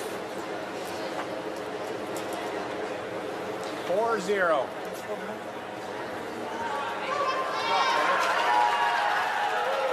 And this is a bit of a switch up for Canada. They could have done that with Belinda Joseph's first shot. They could have used that free guard zone. That means the yellow stone out front there, that's protected until 5 stones total have been thrown. Now, they could have done that with our first stone, but they asked her to remove the Chinese stone. There's another Chinese stone now in the rings, but they asked her to play a guard.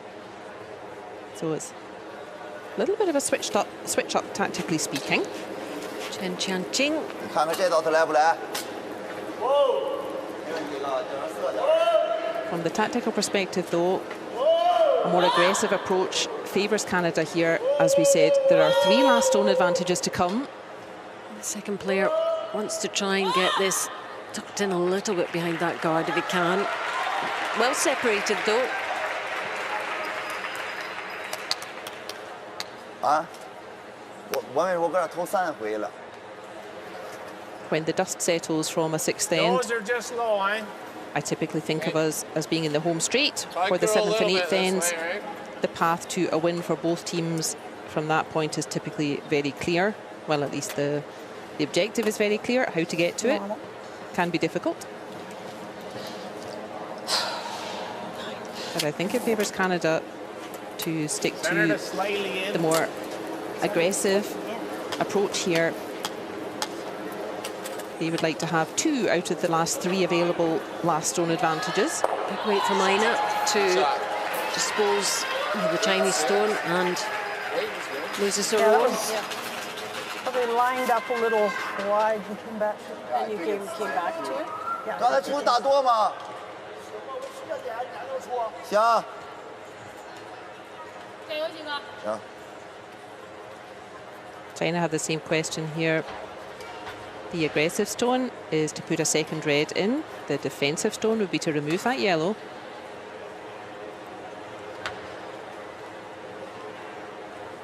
They got caught out a little bit doing this kind of thing at the 4th end, though. They were neutralising attack with a better attack. They got caught out a bit with a fabulous throw from John Thurston.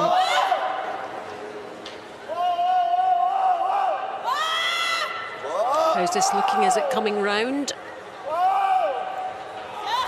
That's found a nice spot. 还是没掉下来个，还出大的吗？ Edge to edge. Nose. You can see almost all of it. I'd rather get nose than try to go low. Mark, 9. Nose are just high, yeah, normal.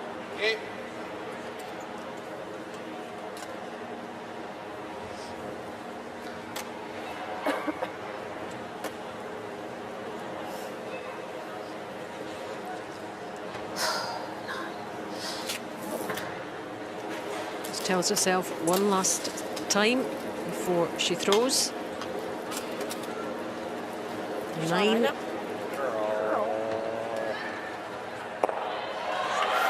Rose. Is it going to stick around? It isn't. Exasperation for Canada. Just one side or the other. Yeah.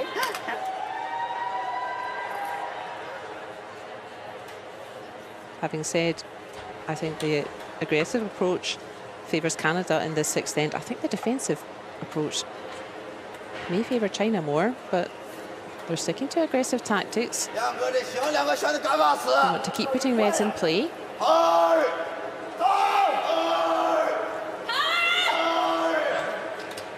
Lots of encouragement for this one. This looks good again. Is it going to catch the guard? Just past. It's coming round in behind that guard, tucked in nicely for China.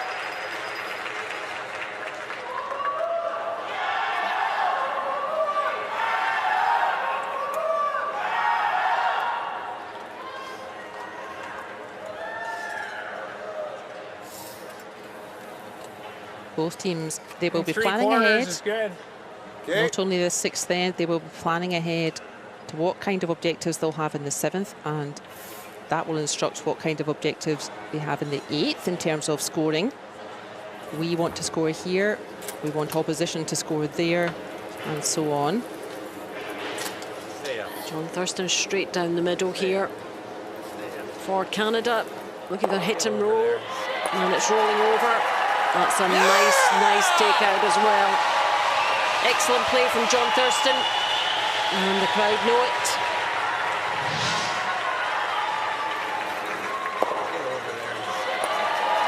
Spinning.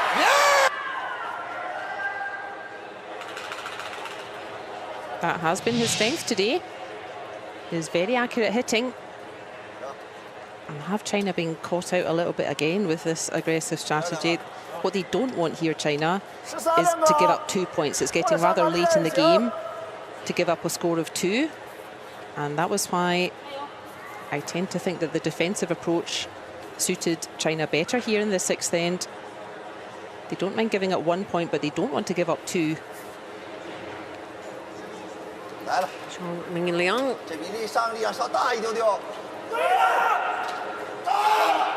Get down this centre line, beginning to curl a little bit now. Aiming that same area.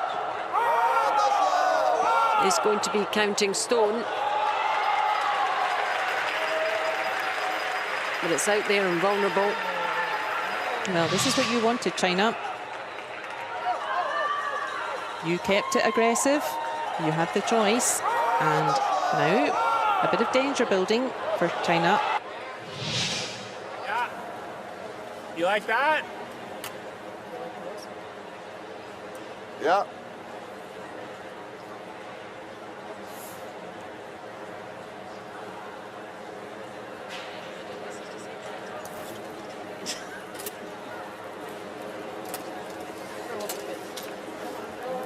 Curl. Throw it here. And John Thurston has his eye on that counting Chinese stone, no problem at all. Hits and rolls in towards the centre. Such a reliable hitter in that Canadian team. Just moving away from his own yellow there as well. That's a super shot from him. And China, they've really brought all this pressure on themselves. Hats off to them for choosing the aggressive approach, but it is higher risk than the defensive approach, and they are now in a little bit of danger, and they need a bit of magic from their talismanic skip, Wang Haitao. Well, if anyone can produce it, he can. Gold medal in 2018 and 2022. Led by Wang Haitao. Canada actually going for their 3rd gold as well at the Paralympics in the mixed team event. Oh, there's big weight on this one. Huge weight on this one. Looking for both of them. Gets rid of one but shifts the other one enough. Excellent attempt there from Wang Haitao. The sheer strength to actually even move that 2nd stone. He loves it.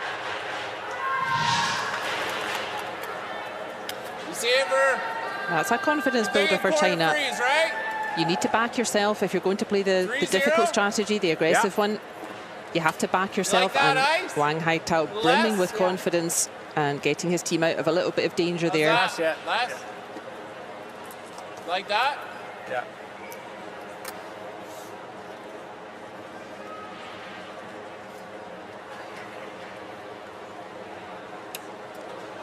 Canada facing 2 red Chinese center solid. counters. As Mark Idison is the first of his skip stones. A rather more gentle draw weight compared to Wang Haitao's. 3-4. Is there a bit much on this? I think there is. And it rolls and rolls and rolls to that outside edge. He says. Quick.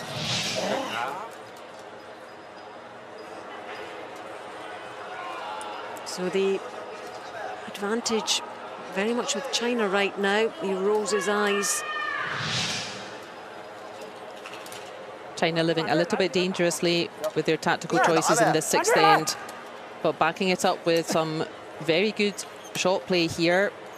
And with one more nice shot here from Wang Haito, they will have completed their objective for the 6th end. Their objective is to allow Canada to score no more than 1 point here. But if they get those stones into a decent position and Canada misses, then, well, it changes the look of everything. That's also fine for China. They're not expecting to get points in this end, but if they pick up a point, they will adjust accordingly. They will gladly take it. This is Wang Haitao's final stone, and just wants to make life as difficult for Canada as possible. Down this other sheet of the ice. It's coming round and now in towards the centre. This looks superb. And it's a beauty right at the top of that 4-foot area. Excellent draw from Wang Haitao. Now, question being asked of Canada. A really important final stone.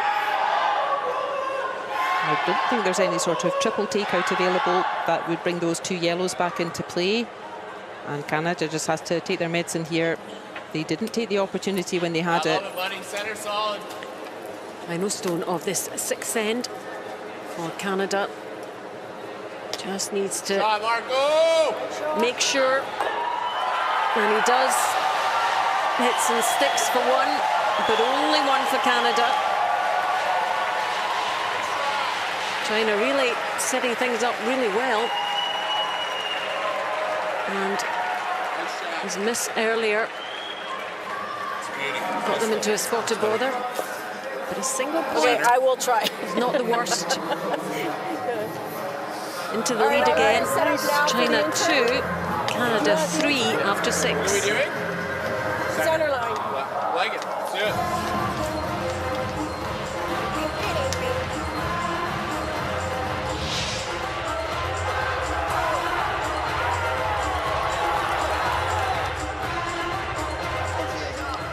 Stones from Wang Haitao, those draws really effective when it mattered. Wang Haitao able to secure that point with the takeout, hit and stick.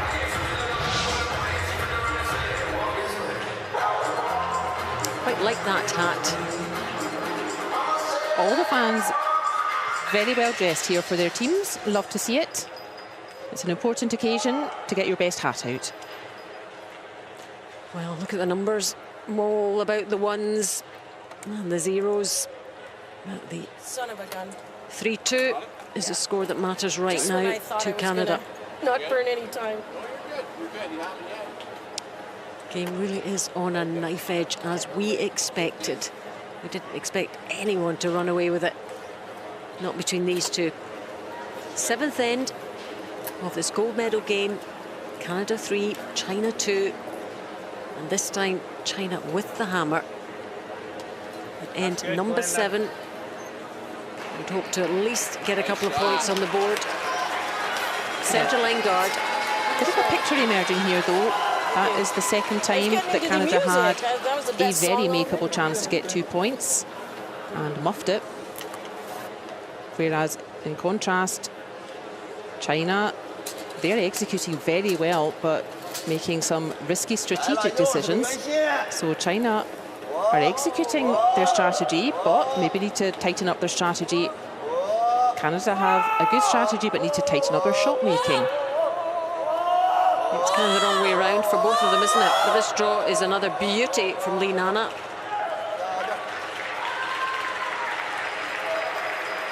The finish line is in sight here. The gold medal is in sight for both teams. And from this point on, both teams will have a very clear idea of what they want to happen. I don't think you need that, It is though. Canada who are 3-2. 3-2. It is China who have last stone. So if you're Canada, what's your ideal result here in the 7th? Well, if you could limit China to scoring 1 red point, that would mean The overall score would then be 3 each, and you, Canada, would get last stone advantage in the 8th end. So that sounds like a good objective for Canada. Maybe you do. 12-6. And if you are China, then really you want anything except that. That's a beauty though, into the button from the lead player of Canada. Nice shot. Appreciated by her teammates. Again, on that centre line, just above the Chinese red stone.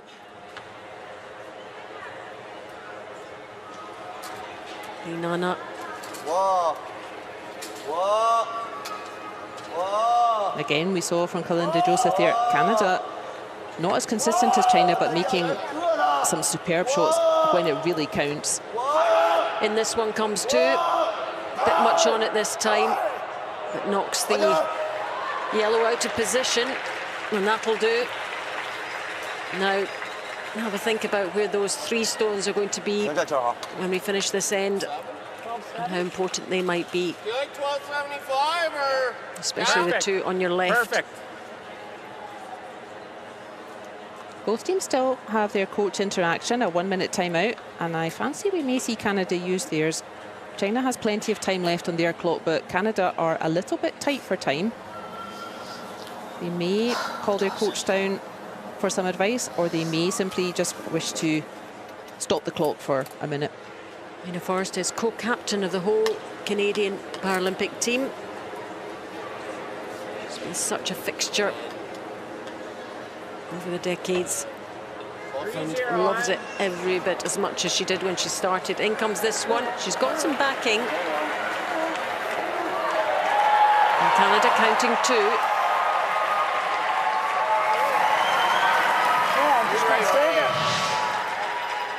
Adding another one into the mix there. All those stones are behind the tee line, so making a little bit of a cushion there. So plenty of scope to put ones in on top of that. But that suits Canada as well. We saw back in the 5th end that we were, again, both teams were chasing towards the centre, and China just could not find a way to get a second point in. So same again would be fine for Canada. Even if China gets to the centre first, if Canada can just block them in, that would work.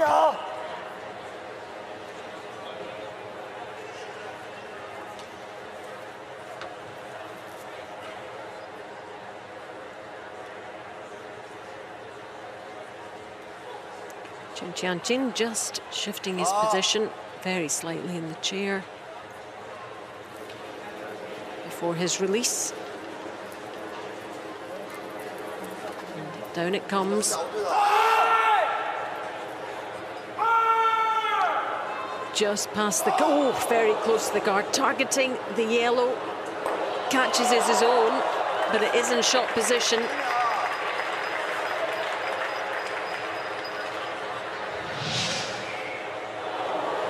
The stone coming down at some pace. He did want to remove other stones. I think he wanted to remove the yellows, but again, this is maybe a little bit tactically naive from China. I don't think removing 2 yellows behind tee, that wouldn't really help you overall. It would be a nice shot to achieve, but that wouldn't really help you with your overall objective here. You would still just have a whole bunch of stones behind tee line. Would it have been better just different weight and just tucking one in there? That's what I expected from China. I think none of those stones behind tee are important to them finally. Because this looks like what Ina Forrest is going to do. Go, go, go, go, go, go, go. Just needs it to go, absolutely.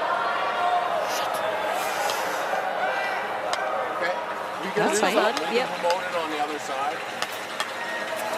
I got A shot 3-7. behind tee Just a little is slower of in limited that use, line, but that inner line. any stone ahead of tee line, where Ina Forrest has found a spot there, that's always a danger. That's a stone that can block the path to centre. That's a stone that Canada can use again to punch forward. But those stones behind tee line, I think China were getting a little bit tempted by seeing those reds, wanting to have a whole bunch of reds lying around, but a bunch of reds behind tee not going to help you in this setup. And I think he's changed plan here.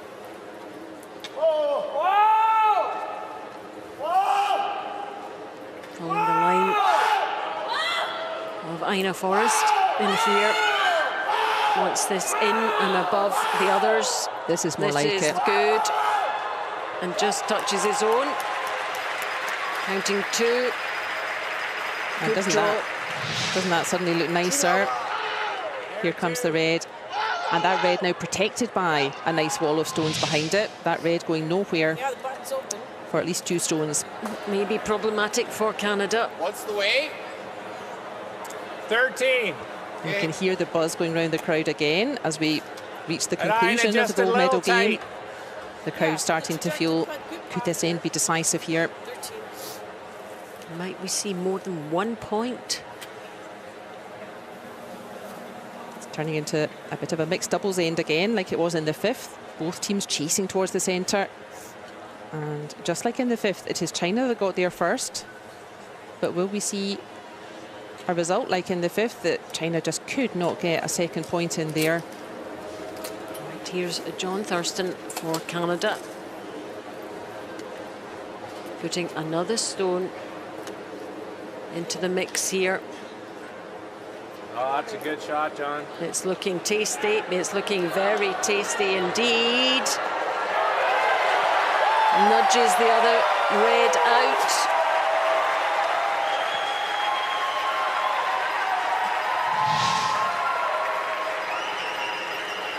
Curling in on top of that Chinese yellow.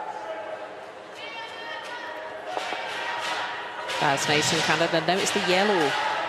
Doesn't matter too much at this stage who's lying short, actually. I think it may even still be red. Could be worth a measure. But important, that yellow is in such a safe position, and I think China very wise. Have called the timeout. They'll have a word with the coach. This is a critical time in this end. They're right in the middle of that. What would you do here? Well, I'm sure we will hear the coach talking about the overall objective. Let's listen in to what she says. 谁进现在？我感觉好像像咱进，咱进。是不是啊？咱进你往他脑袋，打了一个这边打一个。那你就不打了，那我觉得你就旋粘，旋粘不行，力量小，你停上边。你粘人停第一颗，他不定啊，你停上边完了，咱往里挤啊。停哪位啊？咱们进。教练，我觉得打这个不行，停哪位？小了，啊？咱们进。我觉得那你这边你也不能纯站位。我这不是，我说你打这个，把这双飞找不开，不站位给我蹦开呢。不行不行，太难了，太难了。就往里粘，就往里粘，把点缩一点，就往里粘。粘甲，小了前边能往里磕。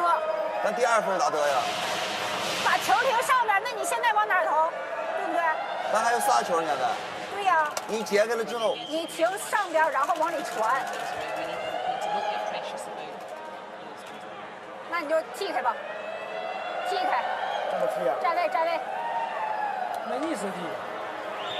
咋踢呀？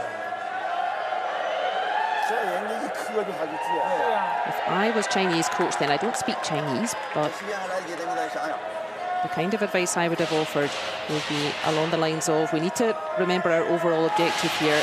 Canada wants us to be able to score only 1, so we need to be able to score either more than 1 or blank an end, a blank looking highly unlikely here. And in that case, I've still got plenty of stones if I'm China. I've got 4 reds to come. Yeah, it's not as if it's final stones yet. There's an awful lot can still happen. And an awful lot of stones still in play. And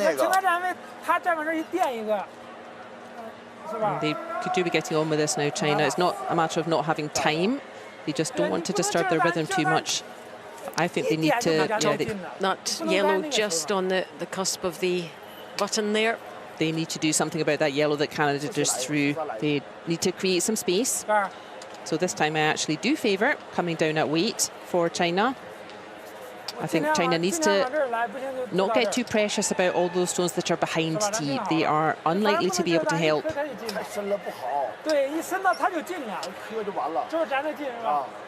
They have 4 stones left, China. They have 2 or even 3 stones to make a space. What they don't want is to get trapped in there and only score 1 point. That is really Canada's objective, is to try to limit them to 1 point. So we're going to see some movement, whatever happens. from Zhang Mingliang.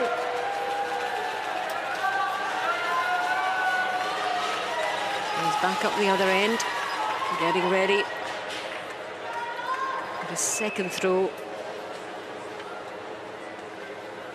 And the buzz of anticipation in the stadium. The other choice would be to remove that centre guard. That would open things out immediately, open up some different angles. Sometimes, and you see this sometimes in mixed doubles as well, you can get a bit too focused on chasing towards the centre. So all the chat beforehand. The throw. The last thing you want is this to come short. That wasn't the plan at all. He'll be really disappointed with that. Still plenty of stones to go. They're starting to look a lot though like the fifth end. China had a good stone in the centre, but they could not get a second stone in for another point. Just move it slightly. Hard to tell even whether it's yellow or red currently lying shot position. If it stays like this, we may get a measure. I don't want Canada to disturb things too much. They're in a good position here.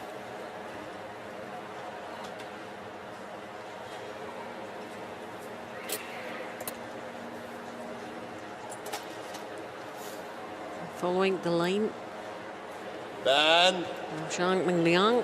Ben. A bit more on it, obviously. Get in there. Here it comes, coming round. Just wanted to make their situation better. Nudges it. Look at that. Such delicate play from John Thurston. He loved that, and why not? Look at this coming in. Raising his own and nudging the red out of the way. Excellent curling. The most delicate of play.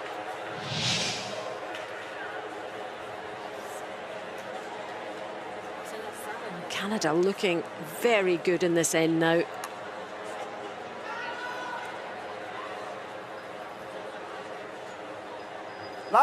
Danger all over the place now for China.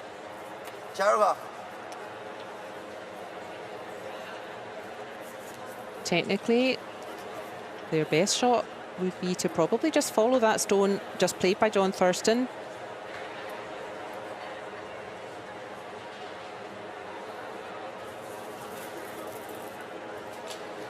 And they could have done with Zhang Mingliang making that last shot.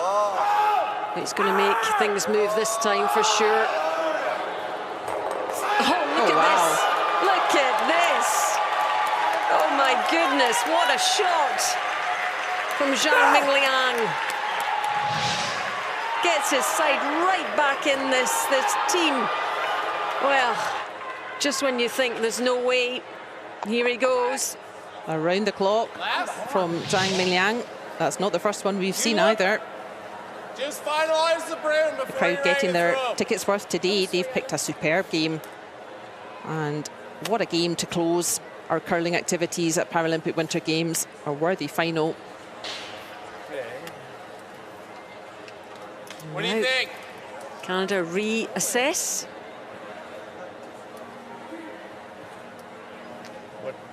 How much time we got? We have like 7 minutes. Yeah. 6. I like it. Okay. 12 and a half? Yeah. Well, look what's happened What'd you though. get on my last line? We had a What'd you big have hit on John's last? from John Thurston. Last was 12-2. We had a 12-2. big hit You like from the ice? Zhang Mingliang. And all of a sudden, His bent. there's a lot more space for both teams in that centre area. So those two shots both looking pretty fancy. But good overall. Have helped China here. They were getting in quite a pickle in the seventh end. Far too many stones on that 4-foot green circle. Zhang Mingliang really saved them there. He really did. Skip stones in this. Oh, seventh end. Okay. That was not what was ordered. Gotcha. It's found a very happy spot though for a plan B. Got inside it. It's blocked somewhat, largely the path to the centre on the clockwise handle. And there is a very nice plant set up there, that red and yellow right next to each other. That yellow goes straight back onto the short stone.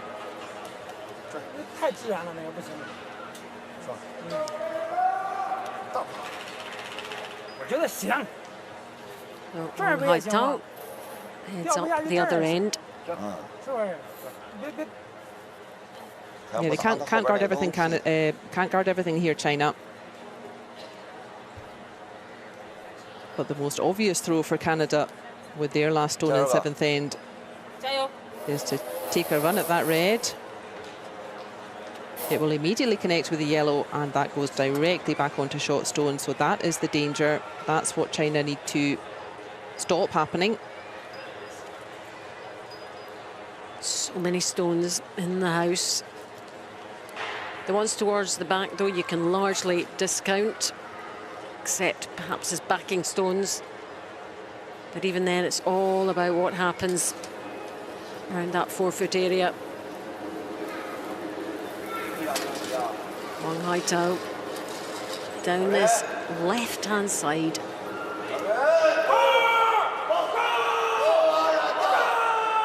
It's creeping over the hog line into a guarded position.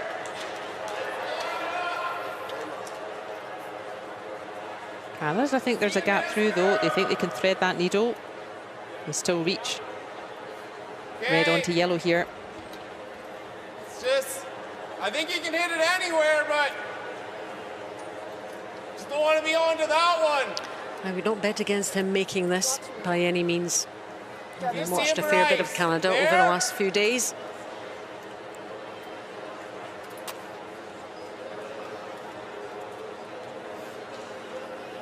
China can only watch and wait.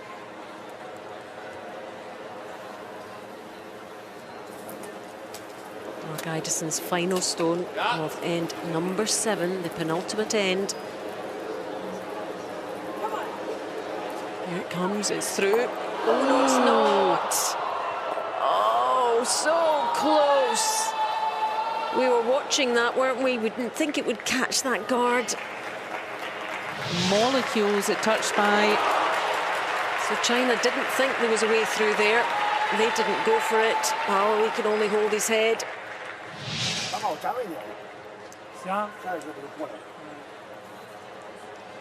So China still counting one here.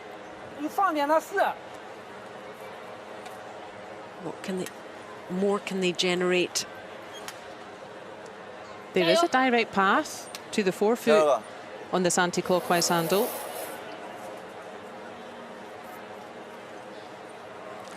And look how wide the broom is. Watching. Green plus curl equals target, and target here is that green 4-foot circle.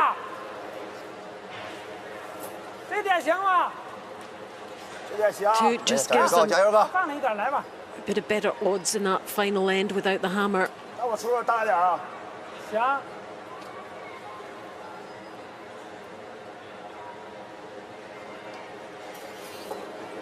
Final stone of end number 7.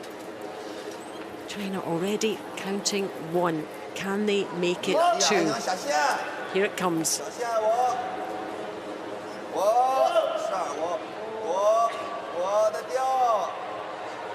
And it's going all the way to the back.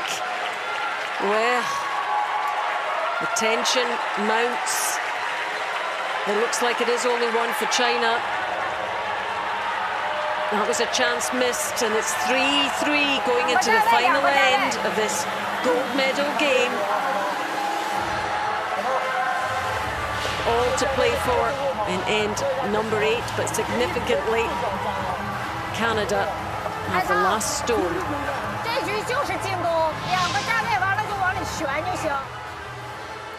This was the shot of the end from Zhang Mingliang. Canada unable to get one in and counting. Missed by the skip. And then Wang Haitao just too much on this. And off it goes. And it is only 1 for China to square things up. 3-3.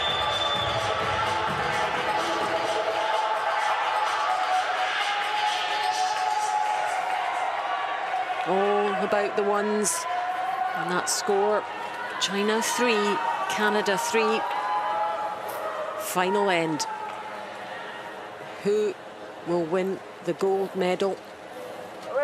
The odds slightly in favour of Canada with last stone. We haven't seen any steals in this game.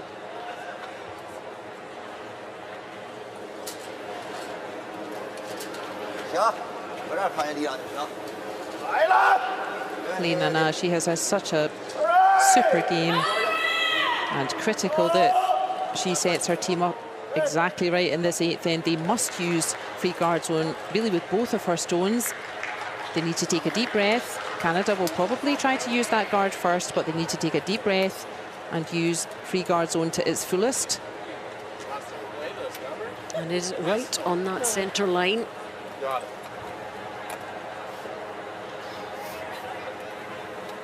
Tight ice.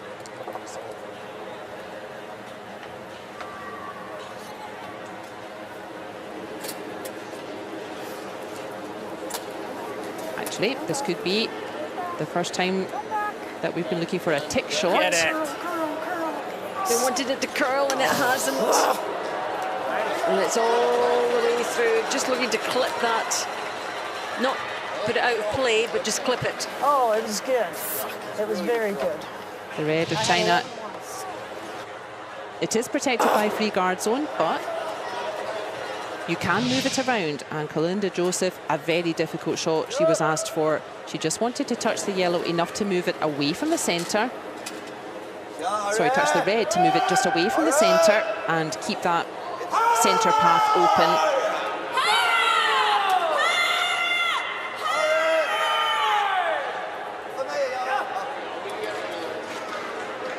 It's a decent effort from Li Na. She doesn't really want her two stones so close together. That means it's easier to remove in one throw, but as we said, very important is that China use free guard zone to its fullest advantage, and Li Na has definitely done that.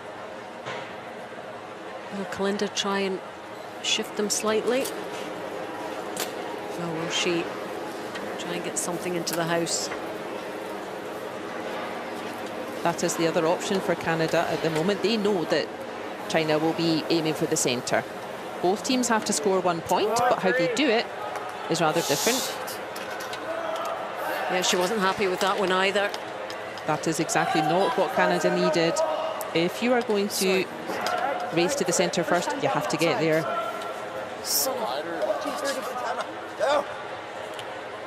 To understand this end, let's think ahead to the final stone. If you're Mark Idison of Canada, your ideal situation when you come to throw for the gold medal is nothing at all. You would like a nice clear path with no stones in your way and just land a stone right on that Paralympic logo. That's your ideal situation.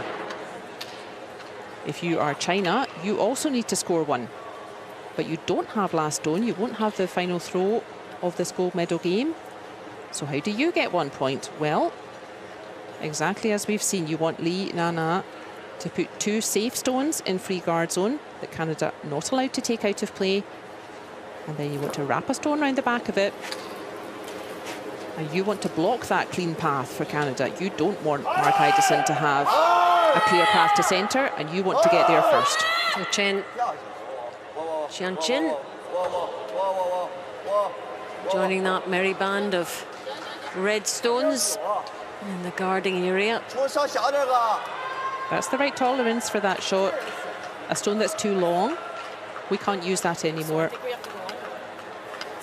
Short stone, that's definitely the tolerance. Stones out front helps China. And to that end, Canada have called their timeout, and their coach will be on his way to offer advice. You can't remove anything. A lot of granite up there. Yeah. I think. Well, and you're only going to get 1 anyways, aren't you? We might get 2.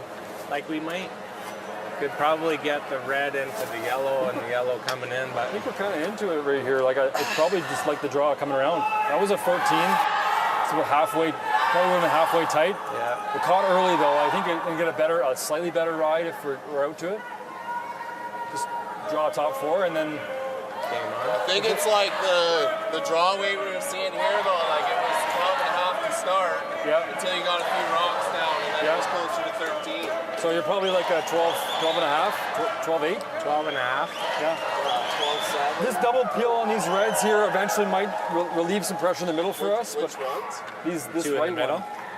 one. I like stating it for John though, if we can play it, like the double peel on the top red on the right here. Thin? Like 3/4 high, trying to get both of those going in this direction.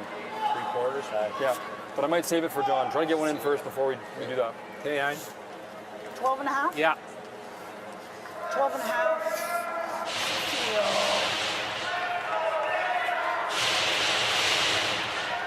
So coach interaction is finished for Canada.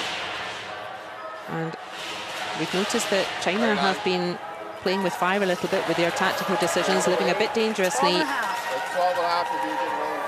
And typically in curling, there's no such thing really as the right or wrong shot. What you have are tactical decisions that either increase or decrease your risk of scoring points. Canada then, a couple of options available. They could try to start clearing a path to the centre, or, as they did before, they can try to get to the centre first and clear the path later. This is the higher risk decision here. And it looks like that's what they're doing. But it might also be based on what they think China's going to do. It's coming around. And a decent enough effort. Give it a good go, Ted.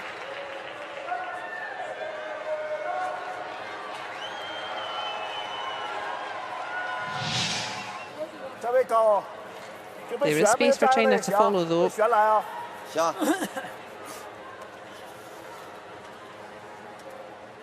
Chen Jianxing, he has a chance to make a huge difference in this gold medal game. Just remember, it's 3-3. It is only 1 point, one winning shot. That's all that matters. And if you're Canada, you don't want all those stones out in the front like that. Canada chose the higher risk approach here after that coach interaction. If I was Canada coach, I would have told them to hit for home. Chen Jianqing following Ina Forrest line down this right-hand side.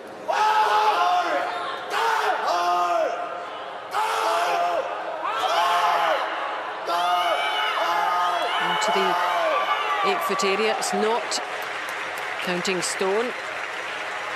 Importantly though, that stone is ahead of T-line. That stone far more dangerous because it's ahead of T-line than the yellow that's behind T-line. The yellow can only get further away. That red, so just a little push, that can get closer. I had 12-4 on theirs. So that stone could be very useful later on in the end. And it really comes down to it. Still got quite a few stones still to go in this gold medal game. It's the final end. It has to be over after this end. Okay. No extra ends. This is it. I like 3-5. Okay.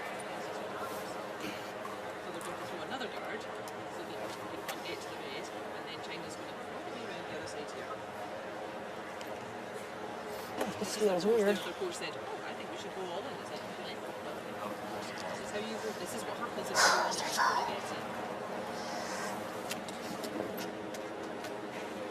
Following instructions here, but let's see how it develops. Getting a good ride out there.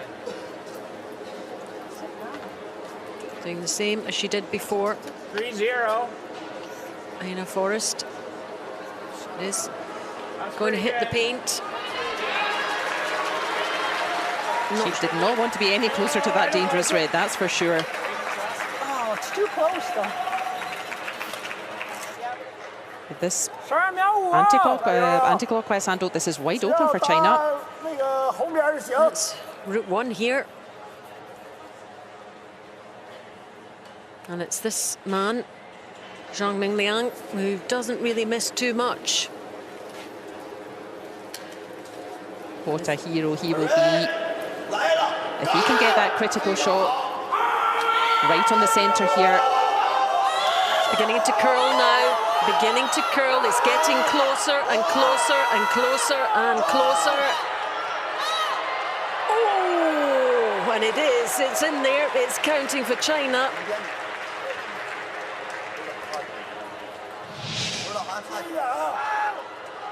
Such a good effort from the third player. And it is counting. We heard the Canadian coach say he liked going all in. Well, this is what happens. What was the weight on theirs? You need to get it right. I missed it. We got 11.8 and 11.5. So I'm thinking 12-2. First one down there, Again, right? keep So- emphasising, Canada still have final stone.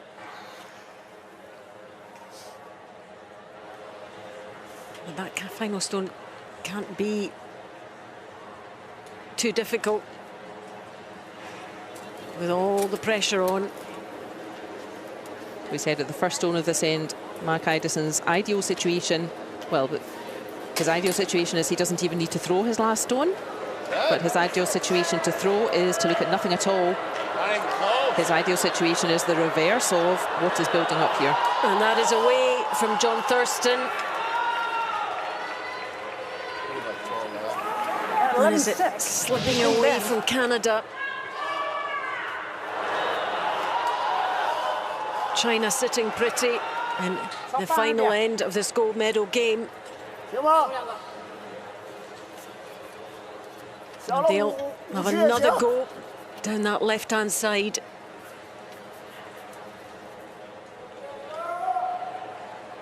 They know the line, he knows the line, he knows the weight. They've been training at this stadium for months and months. They know the ice. How's this one looking? He needs to keep going. Here it comes. Is there enough on it? He's made a great adjustment. The weight. Keep it moving, keep moving. That'll do. That's enough. That will play a part. That has blocked access. Well, it's blocked easy access to the red. That red just hanging on at the back of the forefoot. That's currently closest. Okay. And the red, second red from Zhang Minliang. That has blocked the direct access. Yeah, there's still a way round. But they're going to have to go really wide. Okay. Can they promote something? Might give us a shot. Okay.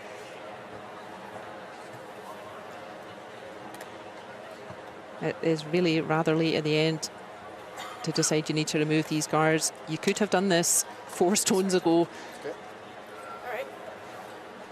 Nice and smooth.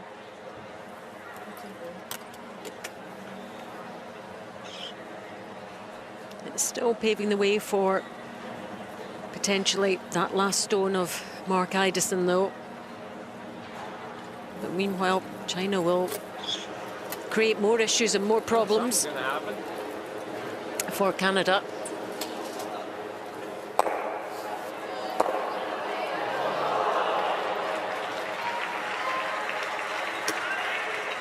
That's a stone that kind of looks flashier than it is, really. It's helped a little bit if you're Canada. You are just giving China the chance to do it better this time, though. That direct path is now open again. And China will have another throw at their ideal spot here is tucked in behind all that cover, right ahead of the tee line. And you can feel the tension building, you can feel the atmosphere, the buzz, the anticipation as we get to these skip stones in this 8th end. 3-3, the gold medal game. Wang Haitao, Pyeongchang, Beijing, Paralympic champion. This is dragging itself along a little bit, isn't it? Touches a 12-foot. So blocking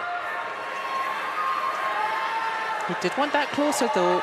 He's definitely left some space for Canada. What a final end this is turning out to be. Marco, what are you seeing for Brew? A little more. There? The time clock's just ticking down there on the graphic. I don't know, I'm just going to feel it. Canada have enough time, but not lots. The other way, buddy. And the weight here needs to be perfect.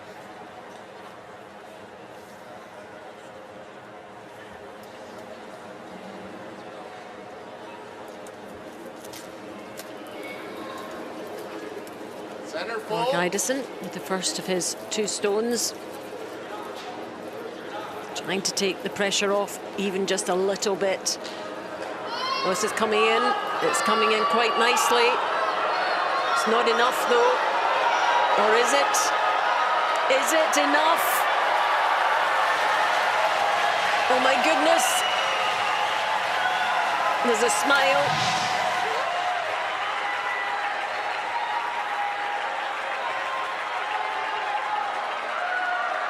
And it is counting stone. Enjoying the moment under huge amount of pressure there. I think that is yellow lying. 他的印，没事，拿这个传呗。 China just need one in there and counting, right in the middle. How do they do that? 11秒5。 Too dangerous to play that path that they have been playing on the anti-clockwise handle. They now need to come back to the clockwise 放点吧， handle. 你得传外脚。快外脚这点。我感觉你挂这儿正着下也比他近，是不是？11秒。11秒。行。 I tell you, Wang Haitao needs to play the shot of his life now. 这点行吗？小啊，你得打外脚吧？对啊。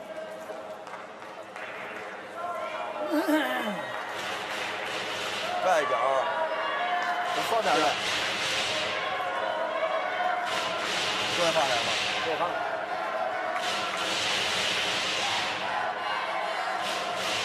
This shot here really tells us that China also acknowledged that it is yellow that is currently closest. If that were not the case, we would surely see them just try to guard that path entirely.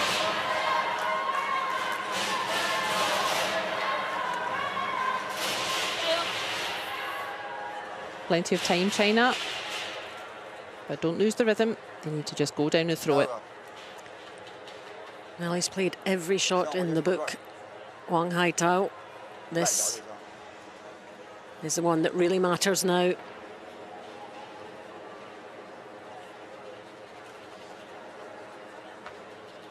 Canada are in and counting and have a stone to come. Final stone for China. And Wang Haitao down this right-hand side. Is it beginning to curl? Avoids the guard. Ah, and it's away. It's away for China. Disappointment, but that, of course, means that Canada don't have to play their last stone. They're watching and waiting.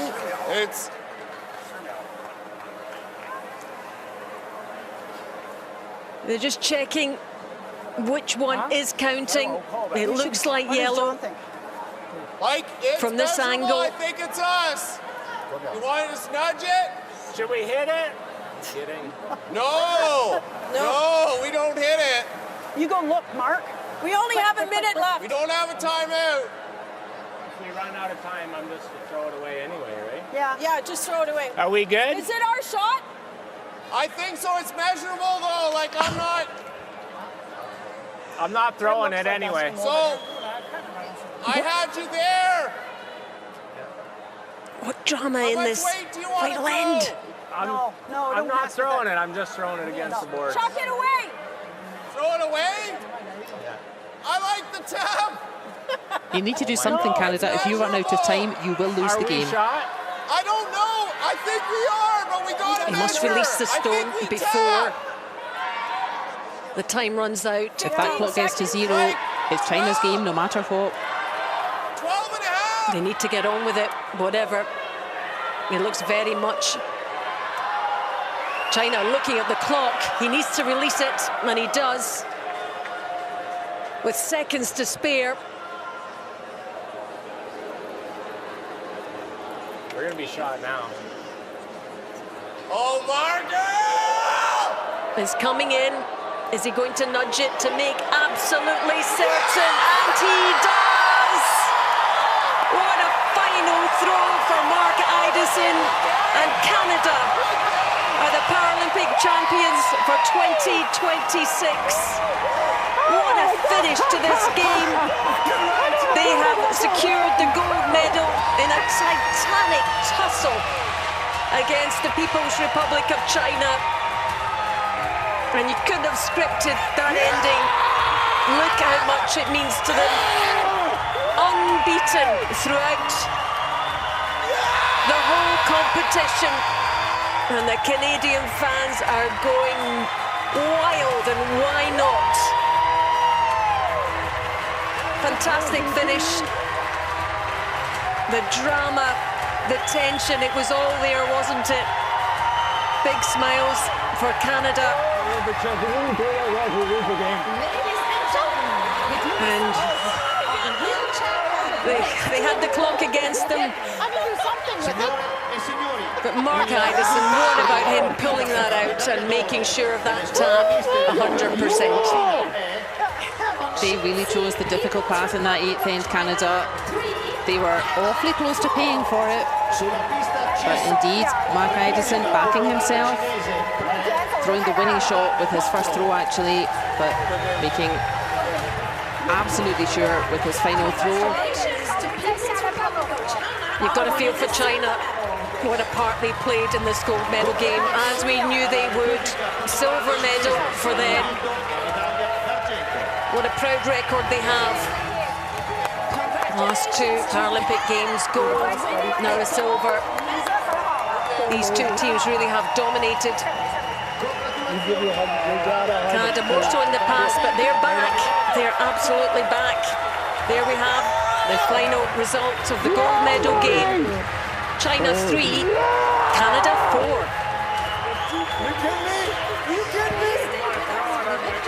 What a feeling that must be.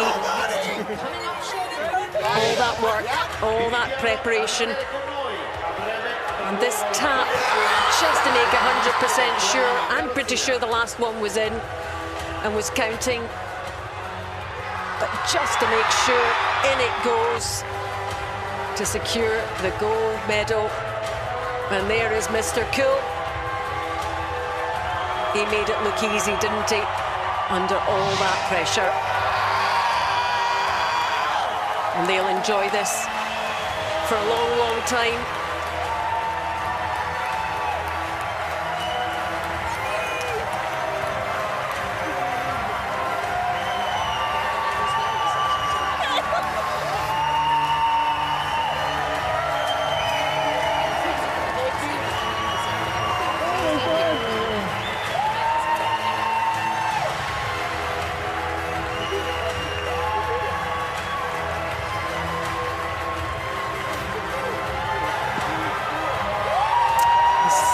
Stadium absolutely awash with red and white and the maple leaf.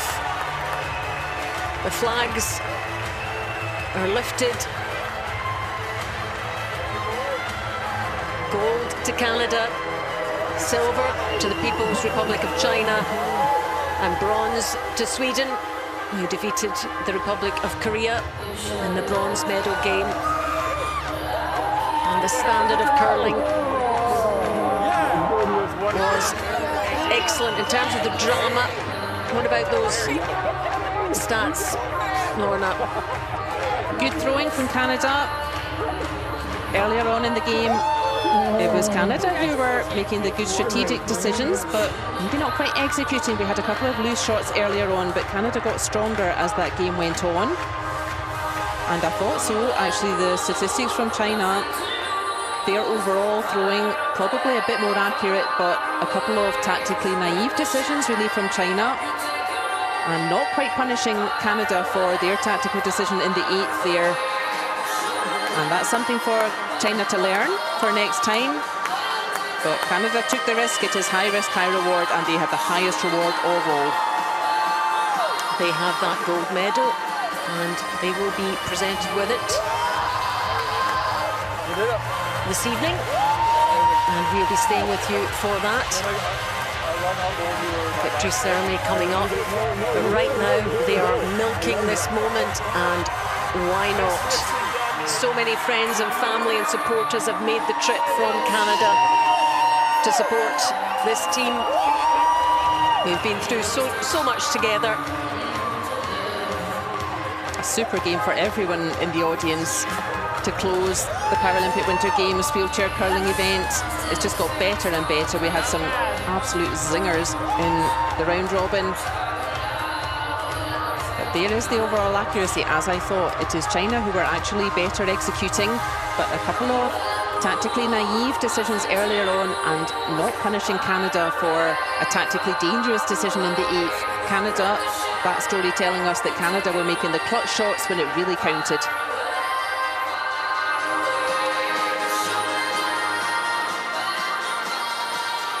Such a close game, as we knew it would be, and it did come down, well, to the penultimate last stone. And that's the semi-finals, and the gold medal and bronze medal confirming those who were involved. Canada, China in the gold medal game, Republic of Korea and Sweden. Canada victorious throughout the whole competition in the mixed team event. That in itself is a fantastic achievement. And then to claim the gold medal at the end of it, well, it just doesn't get much better than that. And good to see Gilbert Ash there, the alternate, very important part of the team. I'm told he's the funny one, the light-hearted one, keeps everybody going. And playing good stones throughout this week as well, Gilbert Dash. Most of the teams using their alternate player, mixing up the lineups a bit to keep fresh muscles on the ice. Oh, and they'll watch this so many more times, won't they, Canada? As it taps into that gold medal winning position. And the screams out loud. All in a day's work for Mark Idison.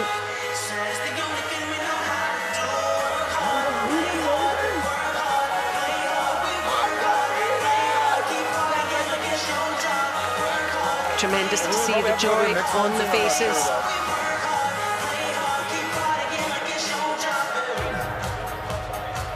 And he will be thinking of those final couple of shots, I'm sure. Hey, everyone at home. Love you guys.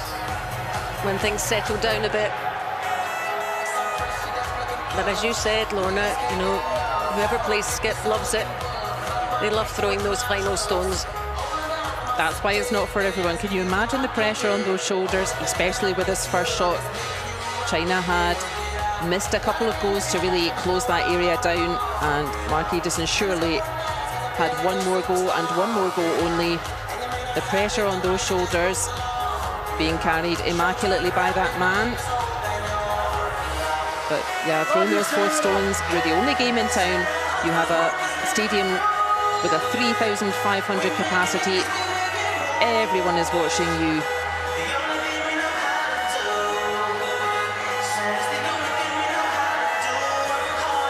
Great scenes inside the Cortina Curling Olympic Stadium as they await. Even wee Milo up there is celebrating what was an excellent final. Low scoring, as we knew potentially could be.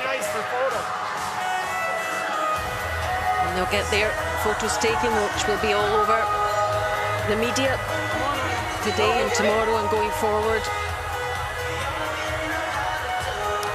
Final rankings. Canada leading the way, unbeaten, with the gold. China, the silver, and Sweden in bronze medal position, just ahead of Korea. Next up it was Norway. The home nation, Italy, hoped to make it to the playoffs, but didn't quite. Latvia and Slovakia, the United States of America and Great Britain on any given day, any of them can beat each other, such as the quality of the world's top 10 or so. Only 10 teams, only 10 spaces for 10 teams to qualify here for Paralympic Winter Games, and it really is a big achievement for all the countries that have a team here.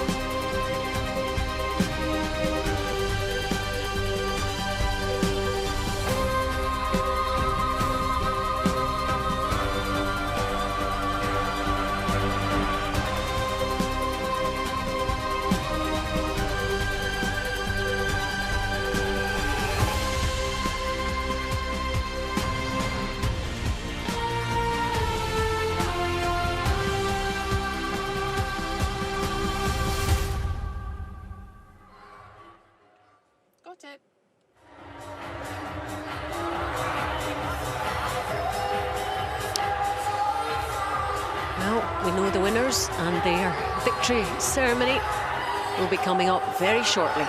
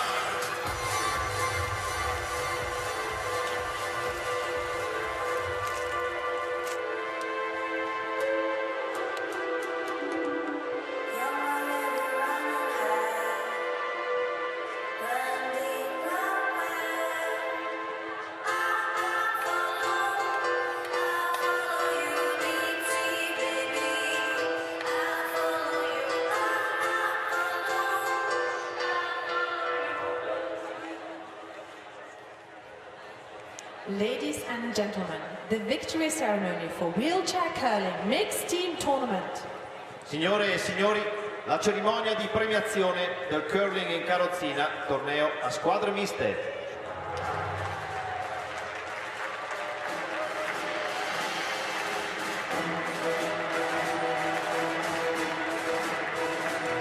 Please welcome the medalists.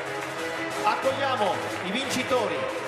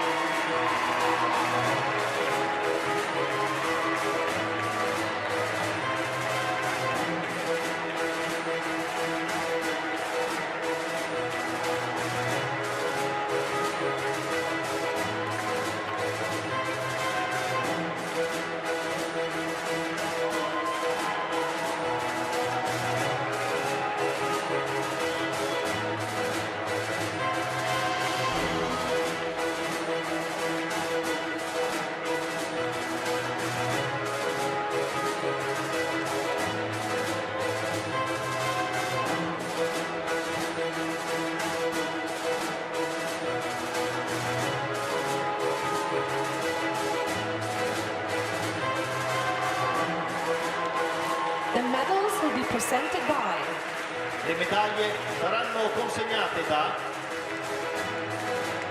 Miss Christina Malloy, Deputy Chief Executive Officer of the International Paralympic Committee. vice amministratore delegato del Comitato Paralimpico Internazionale. Miss Leila Marquez, Vice President of the International Paralympic Committee. Vicepresidente del Comitato Paralimpico Internazionale.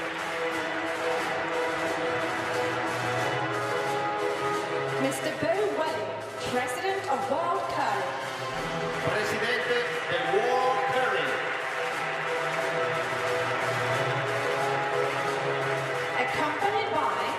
Accompagnati da Dr. Yong-Hee Lee, Head of Classification World Curling. responsabile della classificazione World Curling. Mr. Irjit Sneaky, World Curling Competition Officer. Responsabile delle competizioni World Curling. Mrs. Helena Linnen, World Curling Director. Direttore del World Curling.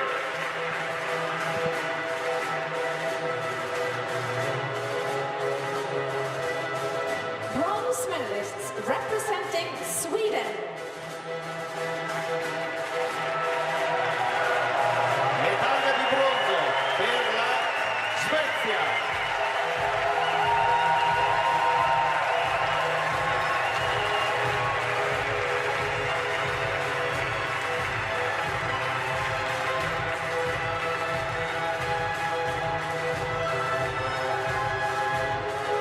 Marcus Holm.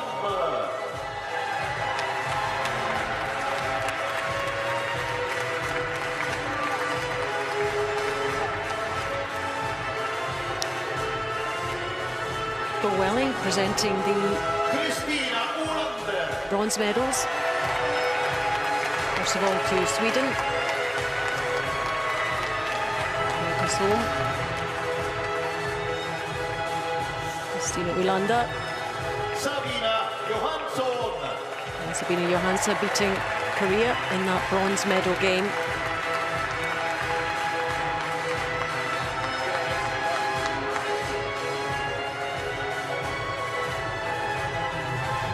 Another medal for Ronnie Persson. Hugely successful summer and winter Paralympian. Strange not to see him with his cap on. What a moment. Leo Pettersson Dahl.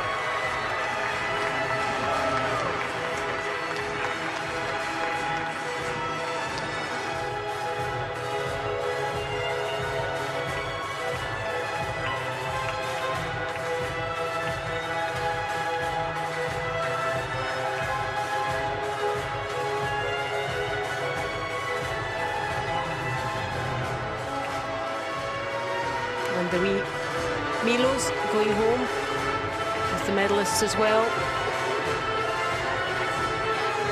One to treasure.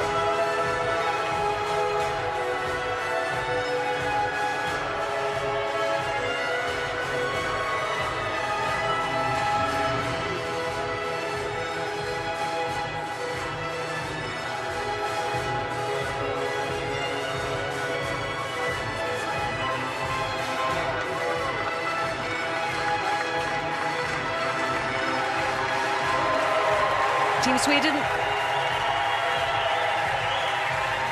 Paralympic Winter Games mixed team bronze medalists. Silver medalists representing the People's Republic of China. Medaglia d'argento per la Repubblica Popolare Cinese. Congratulations to People's Republic of China, silver medalists. Narrow defeat in the final against Canada.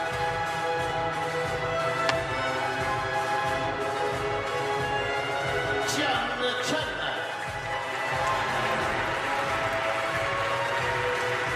Sang Chung.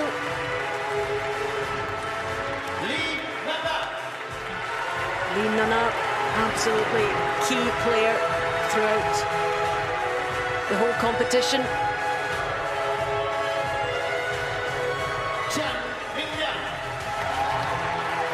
Saw him make some incredible shots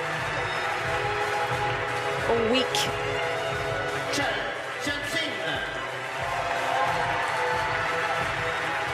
There's the Chen Chen Ching.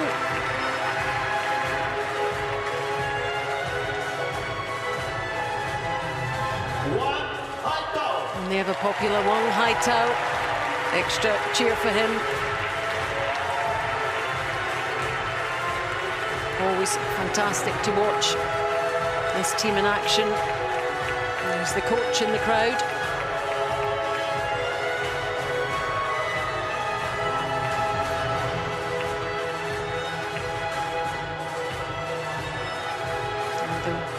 And Milo's heading home with them too. Memories are made of this.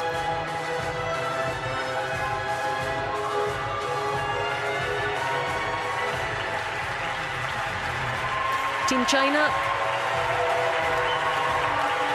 mixed team silver medalists for 2026. Gold medalists and Paralympic champions representing Canada. And the biggest cheer of all for this Canadian team. E campioni paralimpici per il Canada. So many fans travel to see them in action. And they've rewarded them with the gold medal.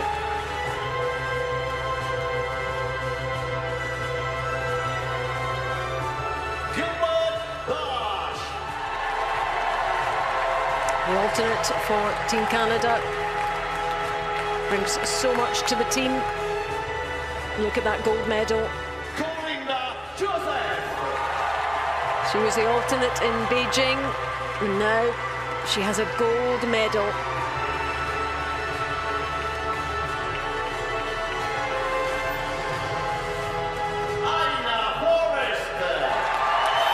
And a huge cheer for Ina Forrest.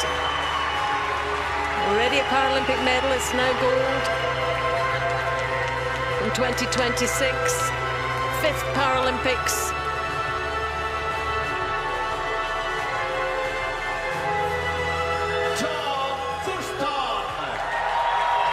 Enjoying the moment, John Thurston.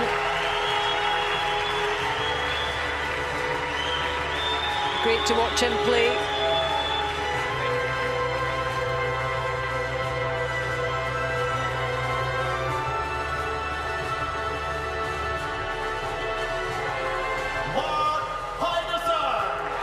And what about Mark Idison? My goodness. Those final couple of stones against China will live long in the memory.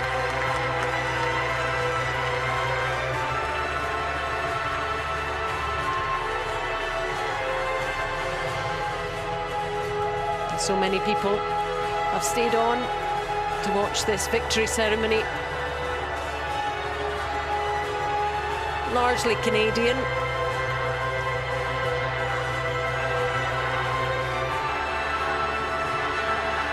But they've had to work hard, as all the teams have, all this last 10 days or so. So many games, so much time on the ice, so much practicing for one gold medal. But it's all worth it. Great to see how the wheelchair games progressed as well. We mentioned earlier, started in 2006 here in Italy and been getting bigger and better every Paralympic Winter Games cycle, culminating in this one. This was definitely the highest quality of play we've ever seen, capped off with some spectacular semi-finals and medal games out there. Our gold medal winners, Paralympic champions, Canada. Ladies and gentlemen, please stand if you're able for the anthem of Canada. Signore e signori, se potete, vi preghiamo di alzarvi per l'inno del Canada.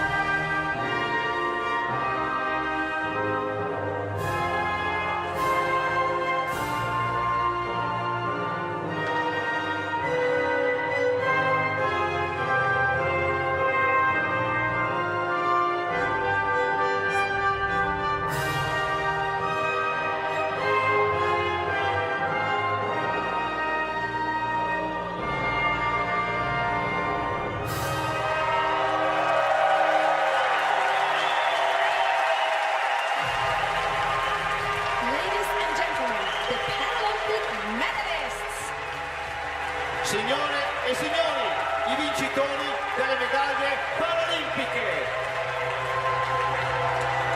Quite a moment for all the athletes, but especially Canada. Gold to Canada, silver to China, and Sweden take the bronze.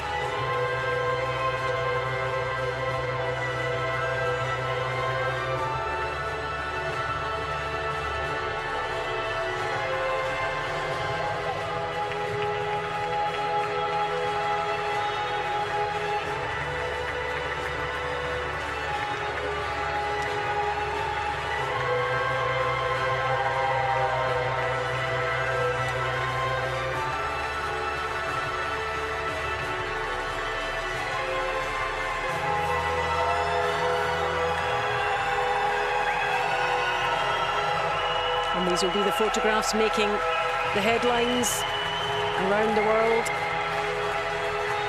and especially in the country of the gold medal winners, but also in Sweden and in China, where the sport is growing.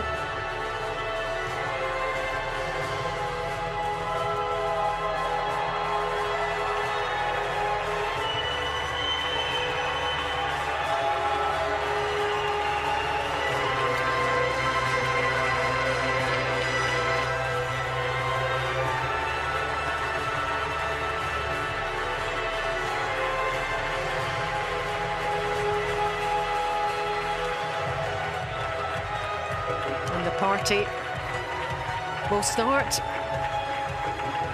Of course, these athletes have the closing ceremony as well to look forward to.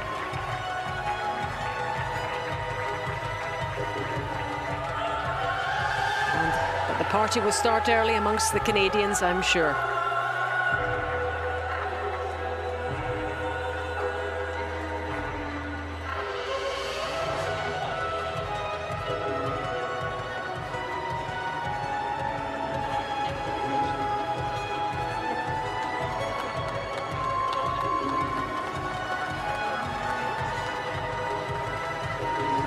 After all that hard work, it's so good to see them all enjoying the moment, enjoying the success of all their labour. That's very, very special.